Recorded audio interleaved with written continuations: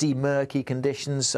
Fog could be quite dense in a few places and may take quite a while to clear. This time of year, it is prone to staying fairly dank and dreary. And in the west, there'll be some heavy showers coming into southwest England, West Wales, the east of Northern Ireland, southwest Scotland. Some heavy downpours, even the odd rumble of thunder. Showers are possible further east, but many places here will be dry. And many places looking dry for Saturday as well. Again, a lot of cloud around, misty and murky conditions, and there'll be some showers working across northern England into Scotland and again around some western coasts. Some brightness could poke through at times, and temperatures generally close to the average for the time of year. Expect warm spells with the odd rude interruption. Boxed Boilers sponsors the weather on GB News. There's just 3 weeks left to grab your chance to win our biggest cash prize to date. An incredible £85,000 in tax-free cash could be yours. Cash to make 2026 the year of yes. That's yes to holidays, yes to treats, yes to making all of those dreams come true this year. Just make sure you don't miss out. For another chance to win £85,000 cash, text cash to 63225. One entry costs £2.50 plus one standard network rate message, or text bonus to 63225. 5 entries cost £5 plus one standard network rate message. Go to gbnews.com/win. Entries start at £2.50. Call 0903 686 3232. Calls cost £2.50 plus your network access charge. Or post your name and number to GB18 PO Box 8690 Derby DE1 9TT. UK only. Entrance must be 18 or over. Lines close at 4 p.m. on the 30th of January. Please check the closing time if listening or watching on demand. Good luck. GB News Breakfast. Every day from 6 a.m. Princess of Wales, as you know, celebrated her 44th birthday yesterday. Yes, her birthday fell just days before the first anniversary of her announcement at the start of 2025 that she was in remission now from cancer. Well, in the final instalment of Kensington Palace's quarterly Mother Nature series, Princess Catherine said the cold season has a way of bringing stillness and patience. In the coldest, darkest season, winter has a way of bringing us stillness, patience, and quiet consideration, where the stream slows just enough for us to see our own reflection. Well, we're all thrilled, of course, that she's feeling well and that feels that, you know, now she can look forward. And she has talked a lot about nature helping her do that. But then you could argue she's got the time and the luxury of being able to do that. A lot of other people haven't. So what did you think of the video? Royal commentator Richard Fitzwilliams joins us now. Richard, what did you think of that video? I thought it was charming. It's one of a series, so you've got all the seasons. I mean, this is the way she is emphasising, firstly, there, as you mentioned, happily in remission. She's talking about the importance, which has been very considerable to her, of communing with nature, and also this links with her feeling that the outdoors is so important. And of course, as we know, she's doing so much work on the early years of childhood. GB News, the People's Channel.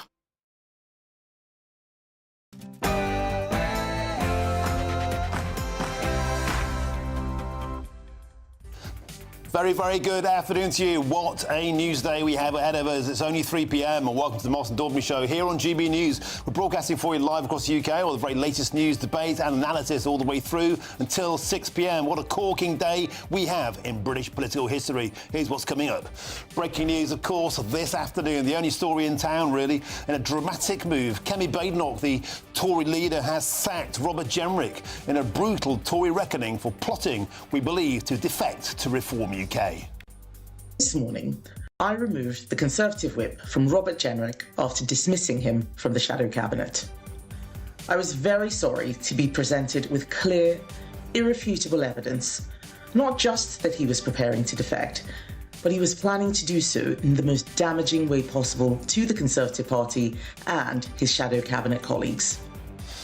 And in just 1 hour's time, more breaking news. Kemi Badenoch will be joining the show live later for more details on this savage sacking of a once cherished colleague. And this is the moment Nigel Farage found out that Robert Jenrick had been fired. The Reform UK leader has confirmed he is in conversations with Mr Jenrick. I think virtually every Conservative is considering leaving the Conservatives, yes. Including Mr Jenrick. I think that's been in his mind, yes. I've little doubt it's been in his mind. But I mean, you know, have we signed and sealed a deal? No. There's only one place to be this afternoon because around about an hour and a half's time, we'll be hearing directly from Nigel Farage live as he holds a press conference. Will he be joined on stage by a certain Mr Robert Jenrick as the newest defection to Reform? My sources say maybe, definitely maybe, not quite sure, but don't go anywhere. We'll be there live. And the Prime Minister's Keir Starmer has blasted back at the Tory party as a sinking ship and slammed Kemi Badenoch for taking so long to sack Robert Jenrick. My question is, why did it take so long? Jenrick's been making toxic comments to try and divide our country for months and months and months.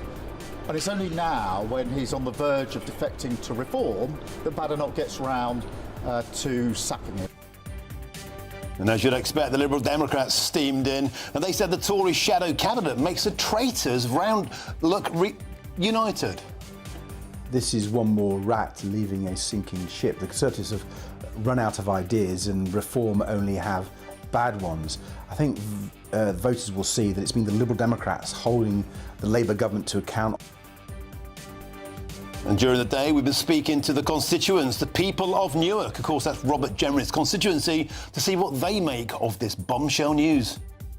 Surprised, actually, because I think he was so disappointed when he didn't get the top job. And I think he sees a brighter future with Nigel Farage.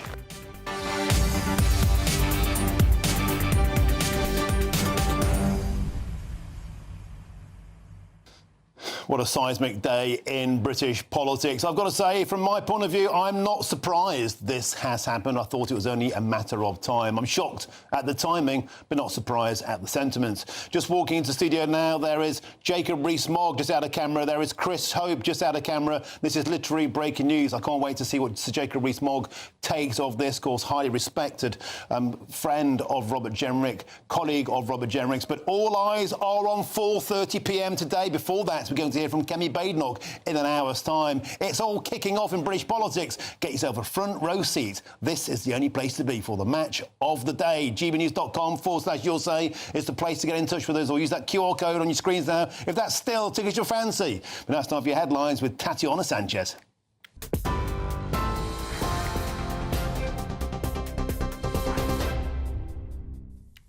Martin, thank you very much and good afternoon. The top stories. The Shadow Justice Secretary Robert Jenrick has been sacked by Tory leader Kemi Badenoch as she accuses him of plotting to defect.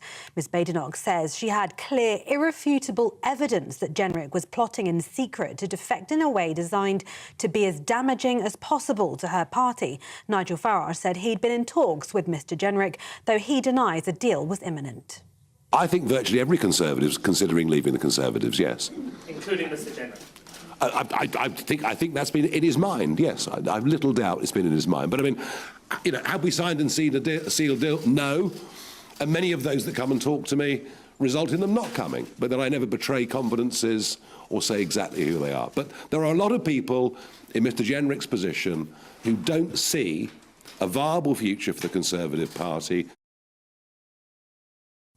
Labour says the row exposes a party in freefall, with Sir Keir Starmer accusing the Conservatives of losing control of their own MPs as they bleed support to Reform. Why did it take so long? Jenrick's been making toxic comments to try and divide our country for months and months and months. And it's only now, when he's on the verge of defecting to Reform, that Badenoch gets round to sacking him. So that's weakness on her part. There's a bigger story here, because we're seeing a flood of Tory politicians, ex-politicians, politicians going across to Reform because they know that the Tory party is a sinking ship. In other news, the Chief Constable of West Midlands Police is under intense pressure after a watchdog found a major policing decision was based on false AI-generated intelligence. Craig Guilford admitted an AI-generated hallucination was used to justify banning Israeli football fans from travelling to Birmingham, a match police said was high risk, even though the evidence never existed. The Home Secretary has now lost confidence in him, and Health Secretary Wes Streeting says he should already have gone, calling his refusal to resign a stain on his character. I don't expect people in public office or in public service to be infallible. I don't expect them to be perfect. I do expect them to be honest, and I do expect them to uphold high standards, and I do expect them, when they've fallen so woefully short, to do the right thing and resign. And I am shocked he is still in post today. I would be surprised if he's still in post by the end of the day. And South East Water is now being investigated by the regulator after tens of thousands of homes across Kent and Sussex were left without running water for days. The watchdog Ofwat was ordered by the government to review the company's licence after some customers were without supply for up to 6 days, and more than 23,000 properties were still affected when a major incident was declared. Supplies have now been restored to around 16,000 homes, but in an update today, the firm said around 8,500 addresses were still without water. The outages were triggered by Storm Goretti, which caused power cuts and burst pipes. And those are the latest headlines. For now, more news from me in half an hour. Tune in to GB News Radio wherever you are. Online, on DAB digital radio, on TuneIn, on Radio Player, on Nation Player and on your smart speaker. Just say, play GB News.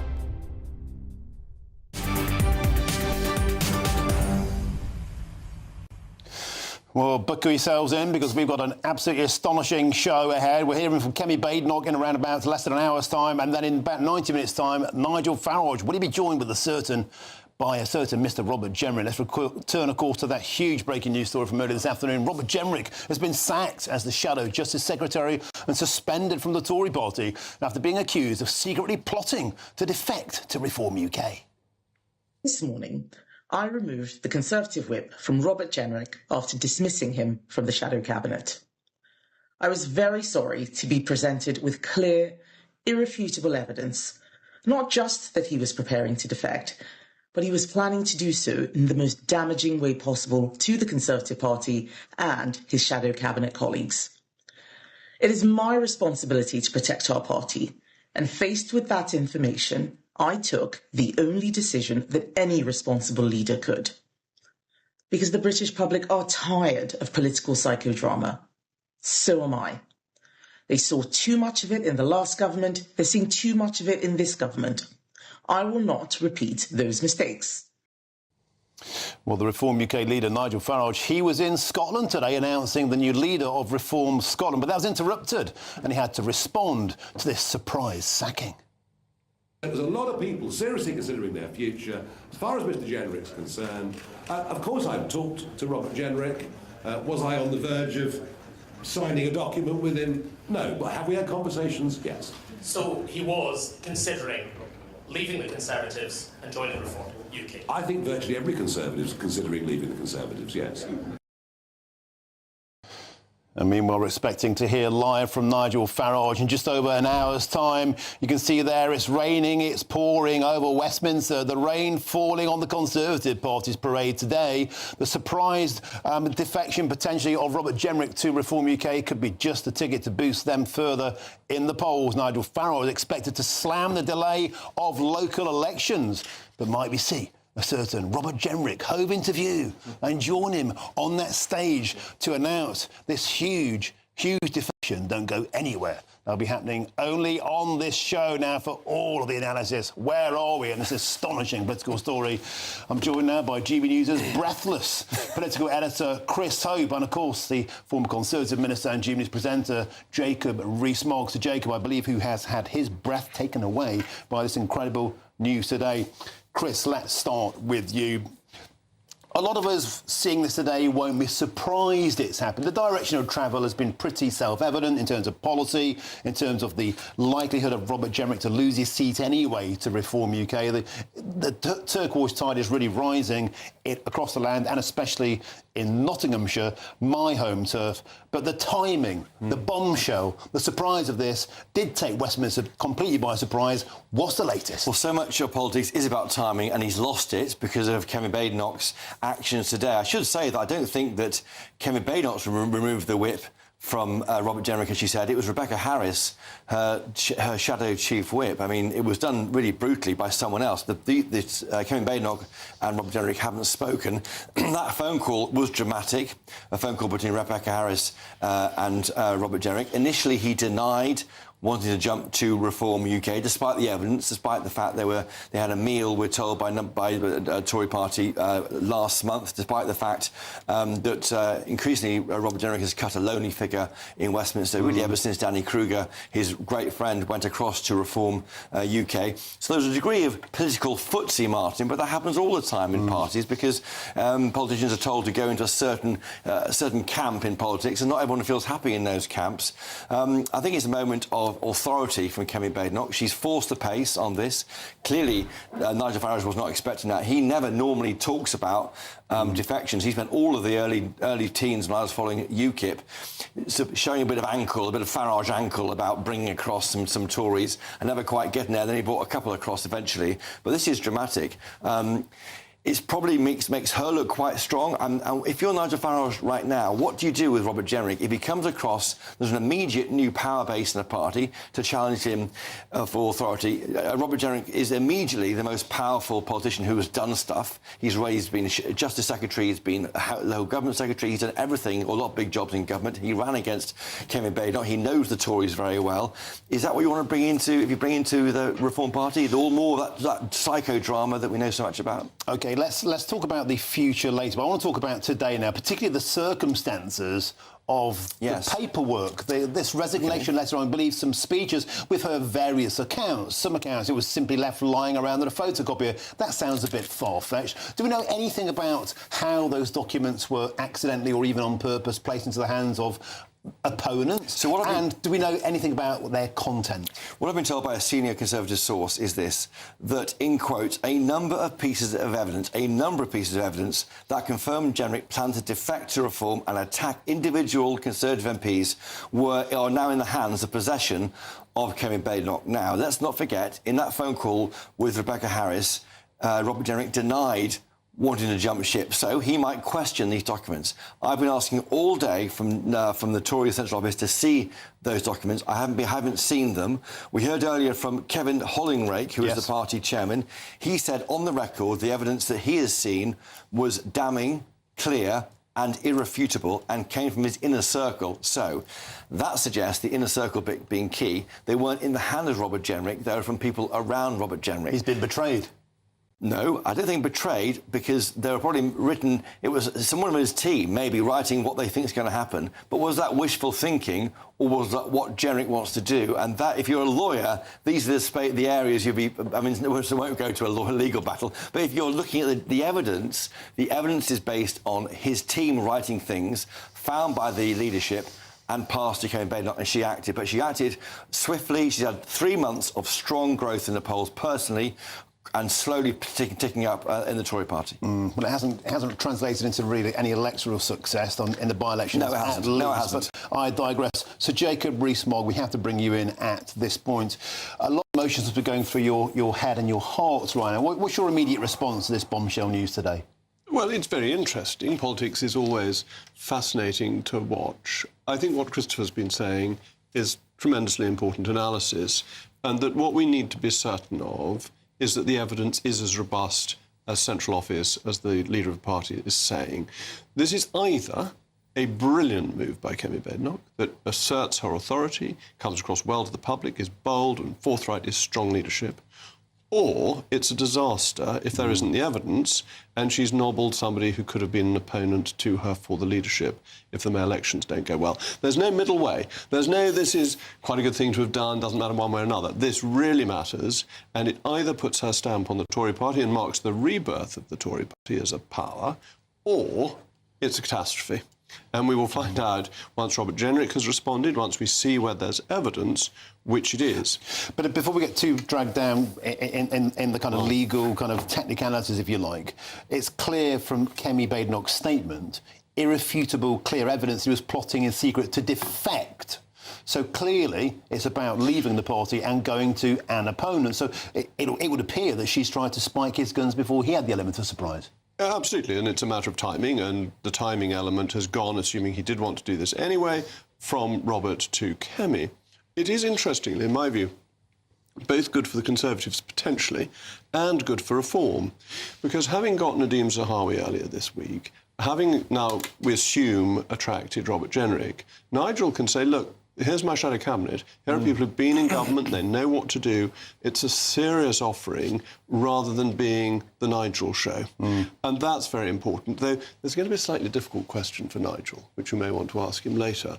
How many people he's offered Chancellor of the Exchequer to? Because everyone assumed it was Richard Tice. Then it was going to be Zair Youssef. I bet Nadhim asked for it, and I have a feeling Robert may have asked for it too. So do you think the Chancellorship of the Exchequer in a Nigel administration will be divided in four? A case of too many chancellors, perhaps. I want to ask you about the potential domino effect. It's funny because on Monday's show, there are 13 Tories on defection watch. Top of that list, Robert Jenrick, followed quite closely by Suella Braverman, Andrew Rosendale there in Romford. That seat's guaranteed, it seems, to go turquoise with or without him. Sir John Hayes, Mark Pritchard, Sir Jacob Rees-Mogg.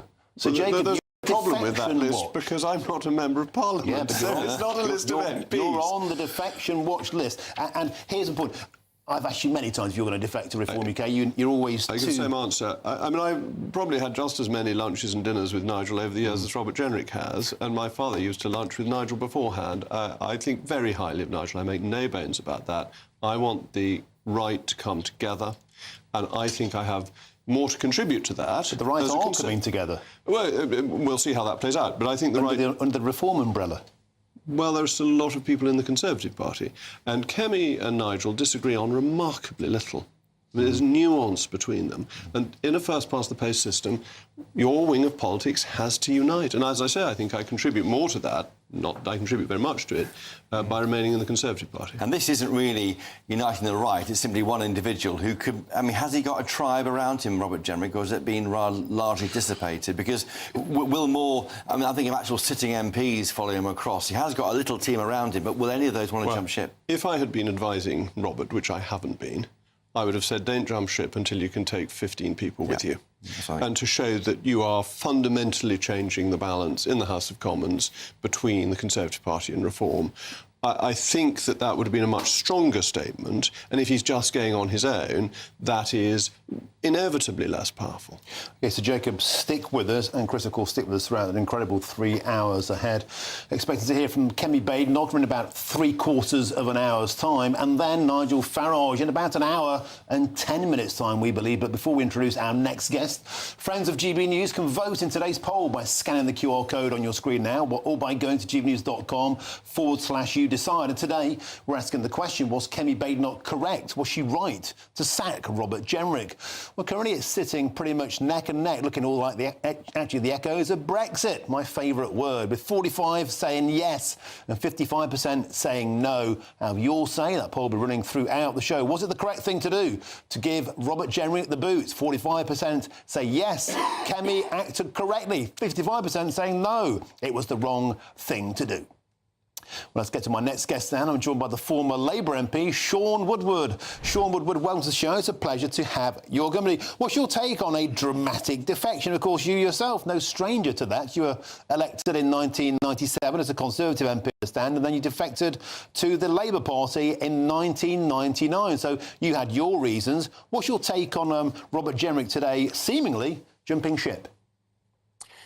Well, it's yet another very fluid day in British politics. But, you know, Martin, I think the thing here is to think about how does this look in 6 months' time? How does this look in 3.5 years' time, by which there's got to be a general election? And the truth is, most people, probably not you, but most people will have forgotten the interstices of today, how it happened, stuff left on the photocopier. That's very unfortunate, unless, of course, it was deliberate, but I doubt that. We won't remember how today happened, but the question is today symbolic and symptomatic of something that's going on in the country? And in 6 months' time, 3.5 years' time, will translate into Nigel Farage winning a general election. And that's really, I think, what we, if we're smart about this and we get away from the heat of today, should be asking. And there's unquestionably the case that people are looking at reform as a very serious prospect, as a party that could be the next government if the Labour Party doesn't win this general election. It's a warning to everybody. It's a warning to the Tories. And of course, it's a warning to the Labour Party, because very, very clearly, reform has got to be taken seriously. We may not like it. We may agree with it. But you cannot now say this is not a serious force in British politics. So, Sean, the next question is, there are people within the Reform Party, the activist base, who are saying, oh, no, not another Conservative, but then they will probably still vote for Reform UK anyway. And isn't this about, Nigel Farage has been saying for many, many weeks, if not months, that what the party lacks is experience. People who know how government works, know how department works, particularly now to deal with the Home Office is going to be a huge problem, the civil service moving forward.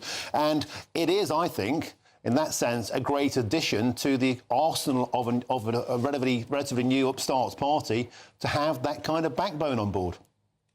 Yeah, I mean, look, I think the argument about experience it is, again, important, but Nigel Farage is not going to win or lose a general election because he does or doesn't have Robert Jenrick and some experience on side. This is about something very major in terms of the British public saying, we are rejecting politics as we've known it for the last 100 years. And it's not about whether you've got experienced people. That undoubtedly will matter if Nigel Farage wins a general election. It's whether or not people feel they look at the Conservative Party and they think this no longer understands us. And why I think this becomes really interesting for the historians is this is what happened to the Liberal Party at the beginning of the 20th century. Yeah. And the strange death of Liberal England, I think, is the strange death of Conservative England. And there is something undoubtedly massive moving in the plates of this country. And political parties can squabble over letters left on photocopiers, and they can squabble over whether it was a sacking or it should have been a resignation. If we don't pay attention to the way the British public is moving, then all the political parties are at risk of being caught out. And that's really, for me, the really big message to the Conservative Party, to the Labour Party, because Robert is probably symptomatic, not just symbolic. There is something happening out there, and it is big.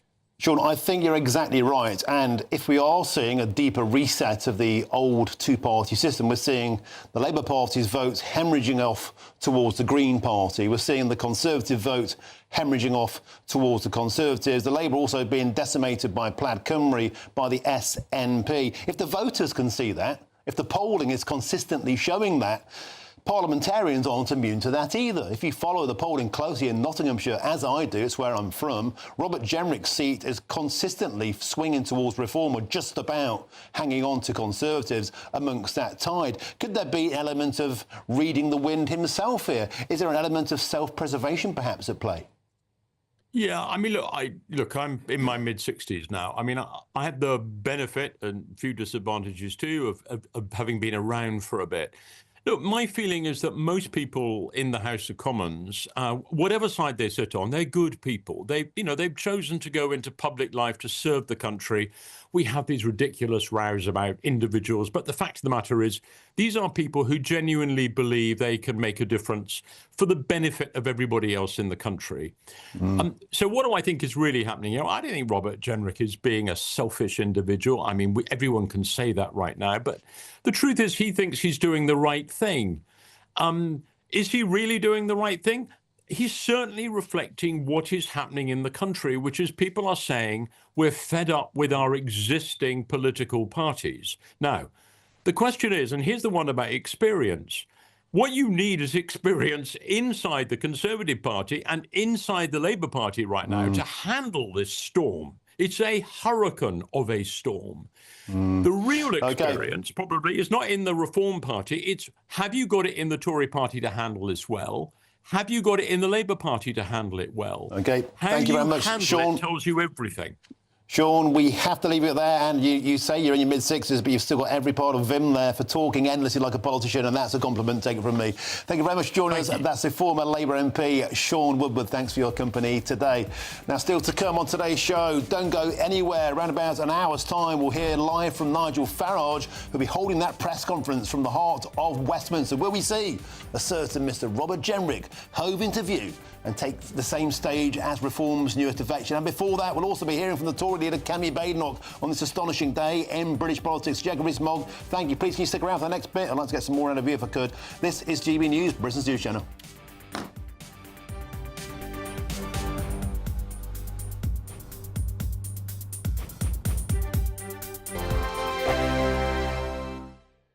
Britain was once the envy of the world. But look around. A nation that no longer knows what it is or where it's going. A country that's broken. How do we fix Britain? How do we bring it back? Friday night with Matt Goodwin at 8 p.m, only on GB News. Decisions made in Washington aren't just shaping America, they're shaping Britain too. From migration to global security, from crime to health. Whatever happens in the White House today will be felt in your town or city tomorrow. That's why The Late Show is live from Washington, D.C. Cutting through the politics to show you what it all means for Britain. The Late Show live every night at midnight. Only on GB News, Britain's news channel. No matter the state it's in, this is our nation. Join me, Jacob Rees-Mogg, for a genuine, honest discussion on where we have been, where we are going, and where we are with the people who set the direction. Tune in to State of the Nation every Monday to Thursday, 8 to 9 o'clock. Only on GB News. Britain deserves a newsroom that puts the facts and your voice first. Well, and that's what you get on GB News. Lively debates, lively conversation. And we're not afraid to hold power to account. And each other. So join me, Andrew Pierce. And me, Miriam Gates, for Britain's Newsroom, weekdays from 9:30 on GB News. Bo, they are under no illusion. Ray, are you a human trafficker? Boundless. I've had enough of the nonsense, and I'm not afraid to say it. Don't get this on the BBC. Every weeknight, I tear through the headlines. The smell of gasoline. Should we be worried about it? From Westminster madness to cultural war chaos. What we're going to do now, they are throwing things out the car as we speak. Get ready, Britain. Here we go. Patrick Christie tonight, weeknights from 9 p.m, only on GB News, Britain's news channel. Hi, I'm Michelle Dewberry, and my show is your opportunity to cut through all the noise and dive in headfirst to some robust debates. Ideas clash. Situation, isn't it? No, because the failure is you're deliberately avoiding my point. Nothing's held back. And if you think this is the end of it, wait for more. And we do not shy away from the difficult stuff. Sometimes I want to shake people and say, if only you understood. So join me on Jubes & Co. weeknights at 6 p.m, only on GB News, Britain's news channel. Mornings don't have to be tiresome, especially if you have the right company. Wake up to news as it happens, opinion and debate, and of course, a little bit of entertainment too. Because when the kettle's on, we're on. That's Breakfast on GB News, a show worth waking up for.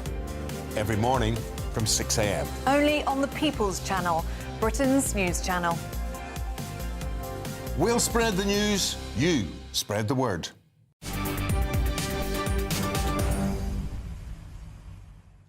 Welcome back. Time is 3:29. You're with me, Martin Daubney, on GB News. Let's return now to that huge breaking news story from this afternoon that Robert Jenrick has been sacked as the Shadow Justice Secretary and suspended from the Tory party. He lost the whip after being accused of secretly plotting to defect to Reform UK. We're waiting to hear from the Tory leader in about half an hour's time, and in an hour's time, Nigel Farage live. But before that, let's now speak with the Labour peer and the former Labour deputy leader of the House of Lords, and that is Diane Hayter. Diane, a pleasure to have your company and a belated Happy New Year to you. What's your take on this astonishing... Thank you very much. Diane Hayter, what's your take on this incredible potential defection today? Well, I would say something to Mr. Jenrick, not that I know him, which is be careful what you wish for. You know, you're too young, Martin, and probably many of your viewers. But, you know, in 1981, Labour saw some of this. You know, we saw four of our ex-cabinet members, including a deputy leader, defect to the SDP, and they were going to form the government, and this was going to be a whole new offering to the electorate. Well, we know that none of us now even remember the SDP. So I do wonder what Mr. Jenrick thinks. I mean, you know, for him as a person, it is very odd. You know, it is not long ago that he stood to be leader of the Tory party. He clearly had belief in it at that time. He'd been a cabinet member. He'd been part of the cabinet, which in my point of view, he wouldn't say that, but, you know, harmed the Labour Party, harmed the country. That's why they lost. He may say it differently, but he was part of that Tory government and wanted to lead it. And now, having failed to lead it, he thinks he'll go off to another party and presumably want to lead that in due course. But I think the bigger issue than him as a person is, what does this mean for reform? Is it just going to be, you know, a Tory party Mark II? It's got a lot of ex-Tories in, not just him, but there are, I think, now 5 former cabinet members in, a lot of ex-Tory councillors and that. It's quite hard to see, actually, what the difference is. Jacob Rees-Mogg was just saying, you know, is there room for 2? It feels like one with 2 heads at the moment. Diane Hayter, I wonder if Robert Jenrick has decided to leave the party because he wanted to lead the party in a direction that he deemed safe and proper for the party. But Kemi Badenoch might not be able to do that with so many Conservatives in place who seem to be more at home in the Liberal Democrats. So perhaps actually going to Reform UK might be a truly Conservative party. But I want to ask you what this might mean for the Labour Party. I think it could be bad news, and I'll tell you why. A poll came out this week. Let's just get some pictures on the screen. The entire Labour cabinet, this is a poll out yesterday from Electoral Calculus, due to lose their seats. 22 Labour cabinet, you can see there, that's the top table, the Prime Minister, the Deputy Prime Minister and others. Let's quickly trot through them. In total, 22 cabinet members all lose their seats. Incredibly, 16 of them are going to lose their seats to Reform UK, and 6 losing them to the Green Party. So perhaps this is further bad news for the Labour Party, because a strengthened Reform UK can inflict even more damage on the Labour Party. I'd say 2 things to you, Martin. One is that poll probably said, if there was a general election today, how would you vote? And we're still a long way off a general election. So, you know, don't take what happens today in polling. But the second thing I'd say is to remind you again, this is exactly what we saw. We lost, when the SDP split, we lost 12 MPs, I think on the same day, if I remember. There were the 4 original ones, and then 12 went. And there were polls up much the same as you've just shown, with a yellow cross, I think it was at the time. And, you know, it looked as if we were going to be losing all our Labour members. We didn't have a good result afterwards, but we came back. So I wouldn't take this over seriously. OK, Diane, quickly, talking about polling in 4 years' time, what about a poll out this week that had the Labour Party leader, the Prime Minister, Sir Keir Starmer, as less popular with the British public than President Maduro, the former President Maduro in Venezuela? And only 2 points, he was less popular than Hamas. Less popular than a terrorist organisation. You say polls don't matter. Perhaps the cross you want to see for the Labour Party is a cross for your Prime Minister to have a new leader, so you might have a chance of actually winning anything. Well, there's an interesting question you're raising about what, you know, the difference between the popularity of a party and the popularity of a leader. We in the Labour Party were taken, I'm sorry to have to do history, but in 1979, Mrs. Thatcher at that point was leading the opposition and was terribly unpopular, and Jim Callaghan, who was Prime Minister, was very popular. it didn't save the Labour Party because the Labour Party wasn't popular. So I wouldn't always take the current polling of the leader as the only important issue. But you have to admit, it's pretty bad to be less popular than Hamas. I mean, there's no way of spinning that positively. Martin, I'll tell you a secret. I would like to wake up in the morning with a better poll for Labour and for our leader. We can all dream. We can all dream. Thank you very much, Diane Hayter, for joining us today. It's a pleasure to have your company. Once again, a very happy new year. Please come on the show more often. I love your company. Thank you. Loads more still to come between now and 4 p.m, including just under an hour's time there. We'll hear live from Nigel Farage, directly live from Westminster at that much anticipated, hugely anticipated press conference. Will he be joined on stage by the latest addition to Reform UK, Robert Jenrick? Don't go anywhere. But first, here's your latest news lines, and here's Tatiana Sanchez.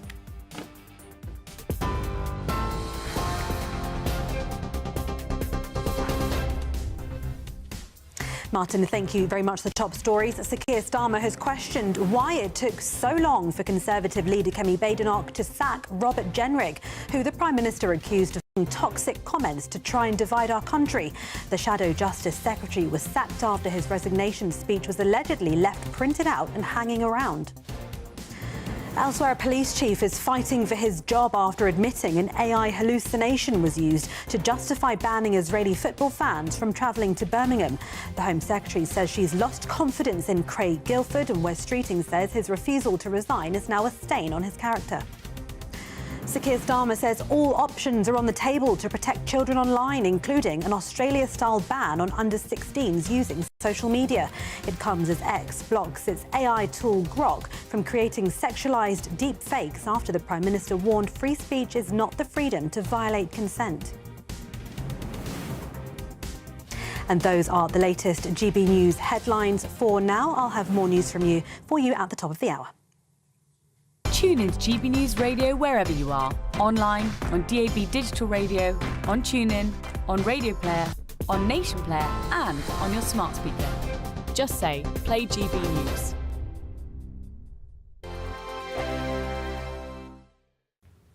Afternoon and welcome to your latest weather update from the Met Office here on GB News. The rain continuing to fall into this evening, but it should ease overnight, and that'll allow things to turn quite cold in places with the risk of ice, and there'll be some thick fog patches too. It's this little area of low pressure that's bringing the rain focused across the Midlands and eastern England in particular through this evening. It is pulling away, but still a lot of spray, a lot of surface water out on the roads there. The Met Office yellow warning in place for a few more hours before it all heads out into the North Sea. A few showers then coming into Wales, southwest England, some for eastern parts of Northern Ireland, later in the night into southwest Scotland. But many other areas will be dry overnight, turning cold and frosty across Scotland and Northern England. And as I said, that generates the risk of ice, but also we're likely to see some fog patches around for Friday morning's commute. A frosty start across much of northern Scotland, where there's snow lying on the ground. Temperatures maybe as low as -5, -6 in places. Some showers coming into southwest Scotland and times into the east of Northern Ireland, the far northwest of England too. And there will be some showers around the coast of England and Wales further south, but many places a lot drier than today, certainly over the Midlands and eastern England. But quite grey, quite cloudy, quite drab, misty, murky conditions. Fog could be quite dense in a few places and may take quite a while to clear. This time of year it is prone to staying fairly dank and dreary. And in the west there'll be some heavy showers coming into southwest England, West Wales, the east of Northern Ireland, southwest Scotland. Some heavy downpours, even the odd rumble of thunder. Showers are possible further east, but many places here will be dry. And many places looking dry for Saturday as well. Again, a lot of cloud around, misty and murky conditions, and there'll be some showers working across northern England into Scotland and again around some western coasts. Some brightness could poke through at times, and temperatures generally close to the average for the time of year. Thank you, Britain, for helping us reach 10 million followers across our social media platforms. We're truly honoured to have your trust, one follower at a time.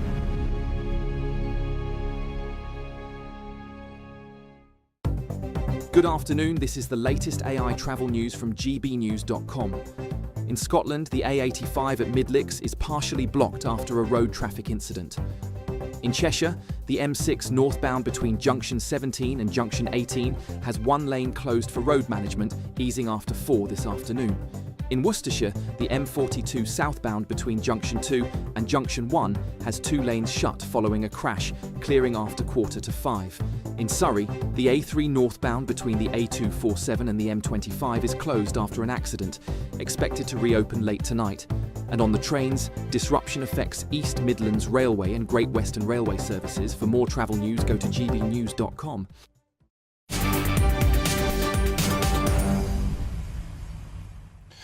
Welcome back. Time is 20 to 4 on this huge day in British politics with me, Martin Daubney, here on GB News. Now, in the next hour's time, we're expecting to hear live from Nigel Farage. He's expected to address the press in Westminster. You can see there the rain is pouring down. It's pouring potentially on the Conservative Party. Raining on their parade. Is expected to address Robert Jenrick being sacked by the Tories. The big question is, will he be joined on stage by Robert Jenrick? And in only 20 minutes' time, Kemi Badenoch, she will get first to have her say. 4 p.m, Kemi Badenoch, 4:30 p.m, Nigel Farage. But here's the big question. How Robert Jenrick's constituents fitting now in the beautiful constituency of Newark. How are they reacting to the news? A place I know well. Let's get there now. Speak to our national reporter, Jack Carson, who is there for us in Newark on the ground. Jack, welcome to the show. It's a beautiful, beautiful part of Britain. I know it well. My dad lives just down the road. Jack Carson, tell us, how are people reacting to this bombshell news in Robert Jenrick's constituency?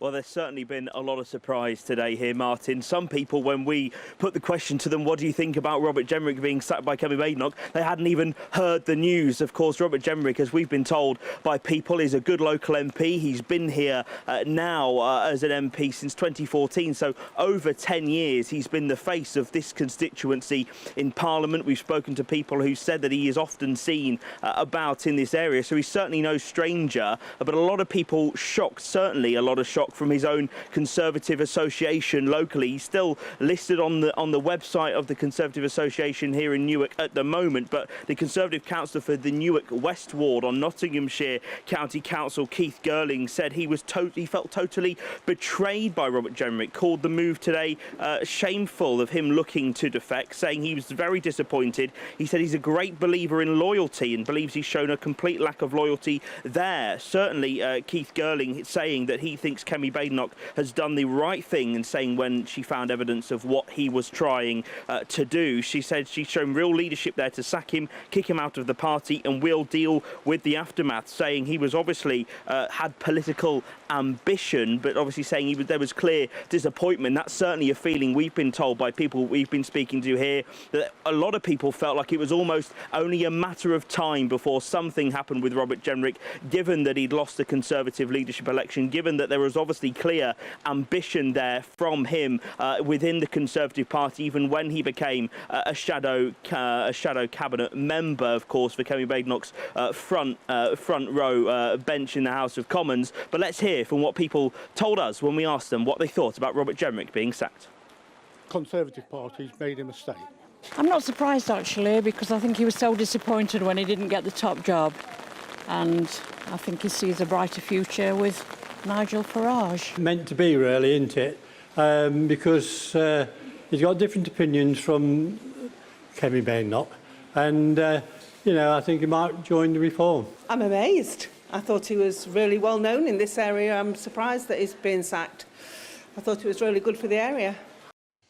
Yes, you heard there's certainly some surprise, but when I put the question to a lot of people today of would you still support Robert Jenrick if he joined the... OK, Jack's just frozen there. I'm going to continue this conversation. If we get Jack Carson back, I'm going to continue that conversation, because I know the area very, very well. I speak to a lot of people in pubs. Pubs and politics are my two favourite hobbies. And I know this. Robert Jenrick is very, very well liked in that constituency, but the Conservative Party isn't. I think that's the point. The point is the Conservative Party in 9 out of 10 of the previous polls, I watched the polls in Nottinghamshire like a hawk. I'm from Nottinghamshire. I'm obsessed with the area. I'm obsessed with the politics. That seat, 9 out of 10 polls, is going reform, with or without Robert Jenrick. Maybe he just looked at that and thought, they like me as a person, but they're fed up of the Tory brand in the area. Perhaps the writing was on the wall. And as I say, I'm not remotely surprised this has happened, just like a lot of the constituents there. I think people are just a bit shocked by the timing. Somebody who was shocked was the Conservative leader, Kemi Badenoch. We're hearing from her around about 16 or 17 minutes' time. The timing is everything in this. Kemi Badenoch wants to get ahead of the pack, certainly ahead of Nigel Farage. We're hearing from Nigel Farage around about 4:30. Kemi wants to fire the first arrow in this, and then Nigel Farage will be on stage. But will he be joined by the man of the moment, Robert Jenrick? Still to come. As we said there, soon we'll be hearing live from Nigel Farage, who is holding that press conference in a rain-sodden Westminster. Will we see Robert Jenrick hove into view and take the stage of Reform's newest and biggest name, Defection? First, with the weather grim in Westminster, here is the forecast for some of the top European destinations. Ready to soak up that holiday sunshine? Won't we need some cover? No worries. All sorted. All Clear Travel Insurance sponsors GB News Travel Destinations forecast. Through the rest of the week and into the weekend, there's some pretty unsettled weather spreading its way eastwards across the Mediterranean. As we go through tomorrow, there'll be rain, even some hill snow pushing through Portugal and Spain, also some heavy bursts of rain across southern France. All of that is going to make its way eastwards, and so although there's some dry, at times bright weather around at the moment, as we go into the weekend, we're in for some heavy thundery rain and also some strong gusty winds leading to rough sea. All Clear Travel Insurance sponsors GB News Travel Destinations forecast. Do you trust what you're being told? Good, because neither do I. Those are just facts. I'm Alex Armstrong, and on my show, we'll expose the spin. Well, I want to answer that, because you didn't let me last time, because you always speak over me. The broken promises. To deny that is denying the truth. And the hypocrisy. Needs to stop. You think we can allow? Politics, policy, parliament. Nothing is off limits. No sugarcoating, no fear of offence, just the truth laid bare. Tune in every Saturday and Sunday at 9 p.m. for Alex Armstrong Tonight, only on GB News, Britain's news channel. Britain's newsroom, weekday mornings from 9:30. Drivers over the age of 70 will soon be required to take an eye test every 3 years. These are under new government proposals which they say will dramatically improve road safety. Well, ministers are also considering reducing the drink driving limit to the level that it is set at in Scotland and requiring all passengers, rather than just drivers, to wear seatbelts. Well, let's talk to GB News pensioner. He doesn't mind who's calling him that. Alan Goethe. Alan, good morning to you and Happy New Year. Same to you. Good morning. Now, can we ask you a tender question, sensitive question? Have you reached the milestone of 70 already? I have, plus. Now, when did you last have an eye test with regarding to whether you're fit and capable to drive your car, Alan? Just before Christmas. Oh, did you? So you do that yourself? You self-refer yourself? I do. And if the government's going to impose it every 3 years, I hope they're going to be paying for it. Do you not get free eye tests over the age of 60 already? I thought that was the rule. Only every couple of years. Right. And what would what would the test cost, Alan? I don't know, because at the moment I've been getting the free ones. Right. Because it's been at least 2 years before I get it done. Okay, but what about the eye? I mean, were you concerned about your eye test, or did you just think because you're a certain age you should get your eyes tested every so often? I've got a history of detached retinas, so of course I am concerned about my eyesight. But if an optician turned round to me and said, "I don't think you can drive anymore," I would accept that, because I do not want to be a danger on the road. GB News, the People's Channel. Britain deserves a newsroom that puts the facts and your voice first. Well, and that's what you get on GB News. Lively debates, lively conversation. And we're not afraid to hold power to account. And each other. So join me, Andrew Pierce. And me, Miriam Gates, for Britain's Newsroom, weekdays from 9:30 on GB News.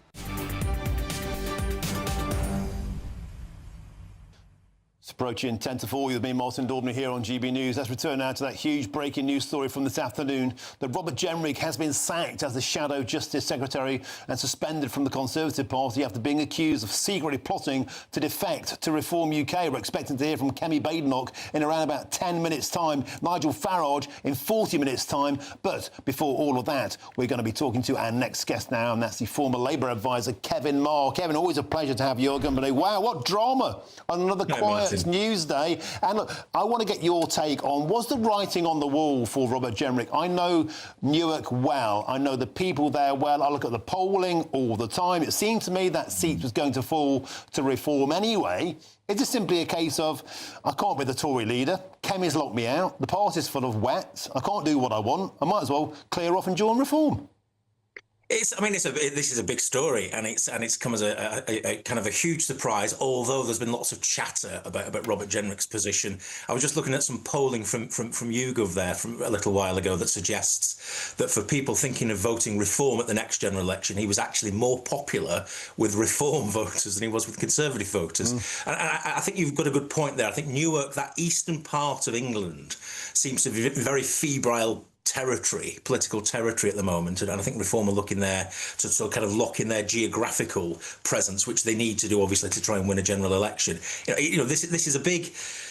This is a big mess. It's a big mess for Kemi Badenoch. She's got quite good reviews this morning for the way that she's handled it. She put this statement out on video very quickly, by the look of it. It's had 3 million views, so it's obviously the most popular thing she's ever done. But it's a Pyrrhic victory, I think, for her. I think when we hear from Robert Jenrick about you know how he feels and what may have led him to, if he actually coughs that he was looking to defect to Reform, that's still a moot point. There are people close to Jenrick saying he wasn't looking to go. He was looking to stand against Kemi if she does badly in the May local election. So there is still this aura of confusion around this afternoon. But let's surmise that that's what he was looking to do. You know, that's a massive loss for the Conservative Party. I mean, to be fair to Robert Jenrick, you know, he's their star player. He has been for the last 18 months. He's the only Tory frontbencher that leaves, you know, the trace of his punch on government ministers and government policy U-turns. You know, the rest of the shadow cabinet are effectively useless. So Jenrick is there, poised if Kemi Badenoch stumbles to replace her, simply on the basis that he's the best that they've got. He's their best performing player at the moment by far. So to lose him in whatever circumstances, whether he is going off to Reform or whether he wasn't looking to go to Reform, and I don't think many people believe that, but you know, he is a big loss to the Conservatives. So Kevin, quickly, in around about 8 minutes' time, we're expected to hear from Kemi Badenoch. She's obviously trying to get the first blood drawn ahead 30 minutes later before Nigel Farage. Timing is everything. Do you think we can expect to see her slide the knife into Robert Jenrick? I think so. I think they were going quite hard. Now, of course, we've not heard from Robert Jenrick so far, and when we do hear from Robert Jenrick, I mean, he may say things about Kemi Badenoch which damage her quite substantially as well. So as I say, this is a Pyrrhic victory for her at the moment. She looks like she's in control of a difficult moving situation. She's had a tactical advantage because they've obviously got wind of something that was happening, and she's jumped in straight away. But you know, you've got to ask the question, why would somebody like Robert Jenrick, if he is indeed he's looking to defect, why would he want to do that? Why have all these other senior Conservatives done the same thing Kevin, I want to ask you one quick question before we go. Kevin, I want to ask you one quick question before we go. I've only got 1 minute left, and I want to get the best out of you. Kemi Badenoch may look in control, but is she in control of a sinking ship? I think that's precisely it. I think her position is still incredibly weak, and will look a lot weaker, I think, with a very poor election result in May. And it may be at that point that Conservative MPs sort of say, I wish we had Jenrick back. And I wonder, ahead of this 4 o'clock announcement, if the whole thing was a bloodletting exercise to clear Robert Jenrick away. But she clearly says there was a plot to defect. That doesn't sound like he was making a move against her. It was making a move to another party. We're going to find out at 4 o'clock. Kevin Marr, thanks for your time. But I know you're going to be watching live. Thanks for your expertise as ever. Still to come, of course, in around half an hour's time, we'll hear from Nigel Farage for that bombshell press conference in Westminster there as the rain pours down. Will he be joined by Robert Jenrick, centre stage? But before that, we'll hear from Kemi Badenoch, the Conservative leader. That's next on GB News. A huge day in British politics, and we're just getting started. Don't go anywhere.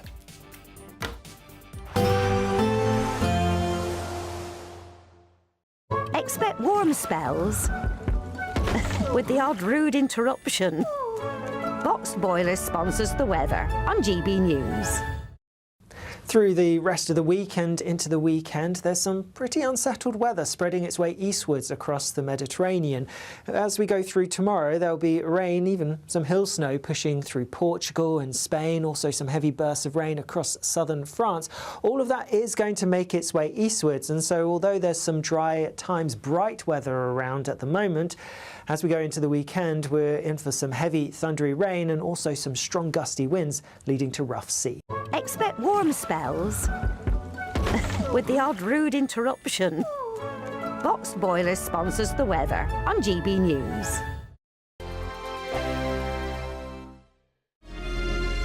Thank you to our global community for watching and listening to GB News.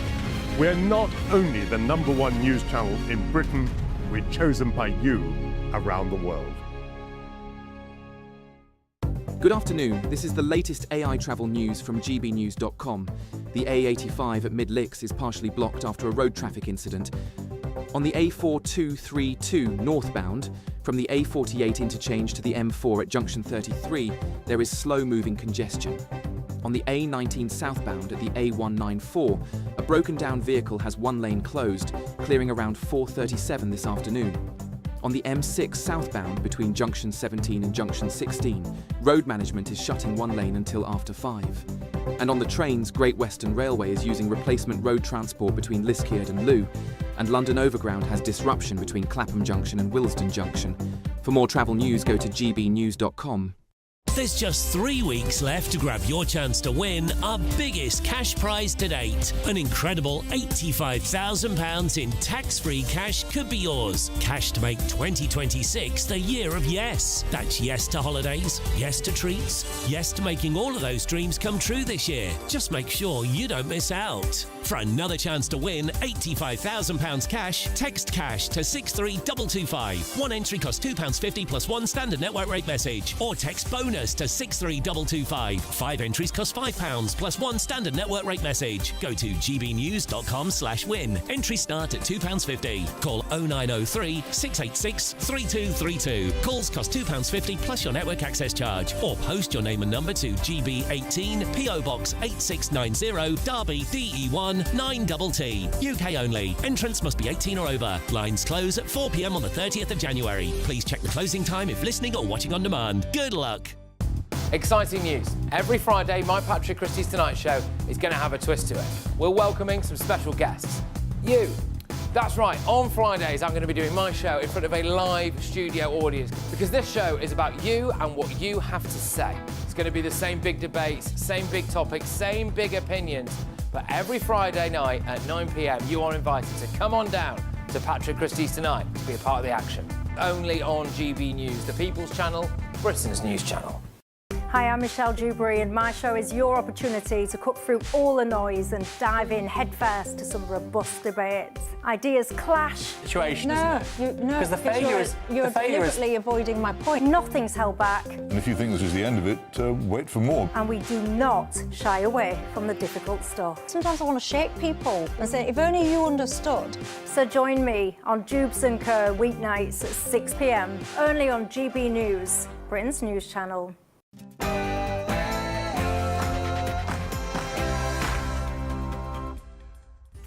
Very, very good afternoon to you. It's 4 p.m. on an astonishing day in politics, and welcome to the GB News Martin Daubney Show, broadcasting live across the UK. All the very latest news, debate and analysis all the way through until 6 p.m. And here's what's coming up on today's show. Top story today, of course, breaking news this afternoon in a hugely dramatic move. Kemi Badenoch has sacked Robert Jenrick in a brutal Tory reckoning for plotting to defect to Reform UK. This morning, I removed the Conservative whip from Robert Jenrick after dismissing him from the shadow cabinet.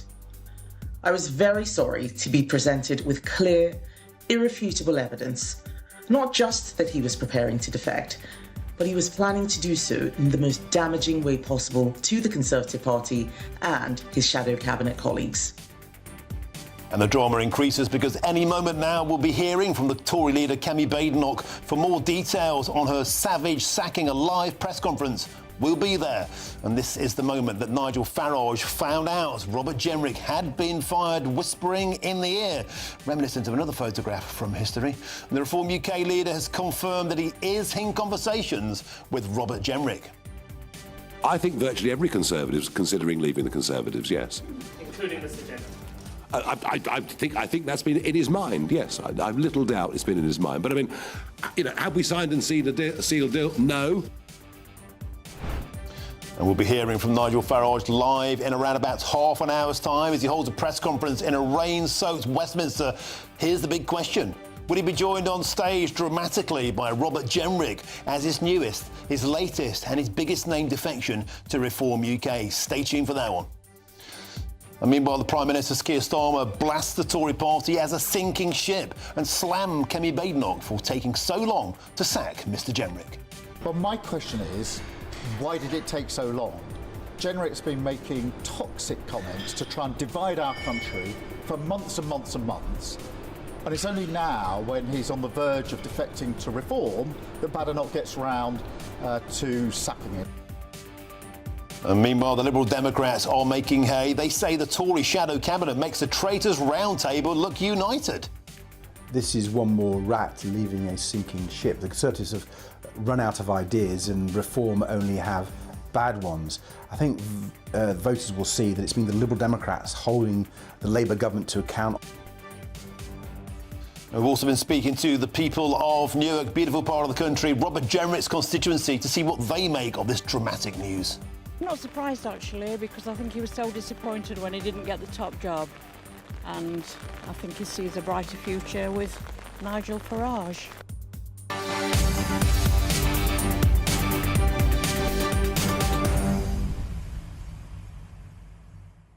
What a day in politics. Let's return to the breaking news story from this afternoon. Robert Jenrick has been sacked as the Shadow Justice Secretary and suspended from the Tory party. He's lost the whip with immediate effect after being accused of secretly plotting to defect to Reform UK. Now, we're expecting to hear live any moment now from the Tory leader, Kemi Badenoch. She's giving a press conference ahead of Nigel Farage. We're expecting to hear from him live also in around about 30 minutes' time as the rain pours down over Westminster. He's expected to also to slam the delay of local elections. Lest we forget, midnight tonight we'll find out which local authorities have cancelled, denied democracy across the UK, but it's somehow been eclipsed by this dramatic story today of Robert Jenrick. Will we see Robert Jenrick hove into view on stage next to Nigel Farage? Well, moments ago, the Reform UK leader arrived in Westminster. Let's listen in. Mr Farage, can you trust Robert Jenrick? If he's defected once, how are you going to trust that he's not going to defect again? How many times did Churchill defect? Say that again? How many times did Churchill defect? Oh, that was many years ago, but... Oh, have human beings changed? Good Lord, how extraordinary. So when will... Well, I've got to make my mind up. I know, but can you trust him? How can you trust him? He's defected now to you guys, and then... Would you have trusted Churchill in 1940? So he has defected then? No, I said I haven't decided.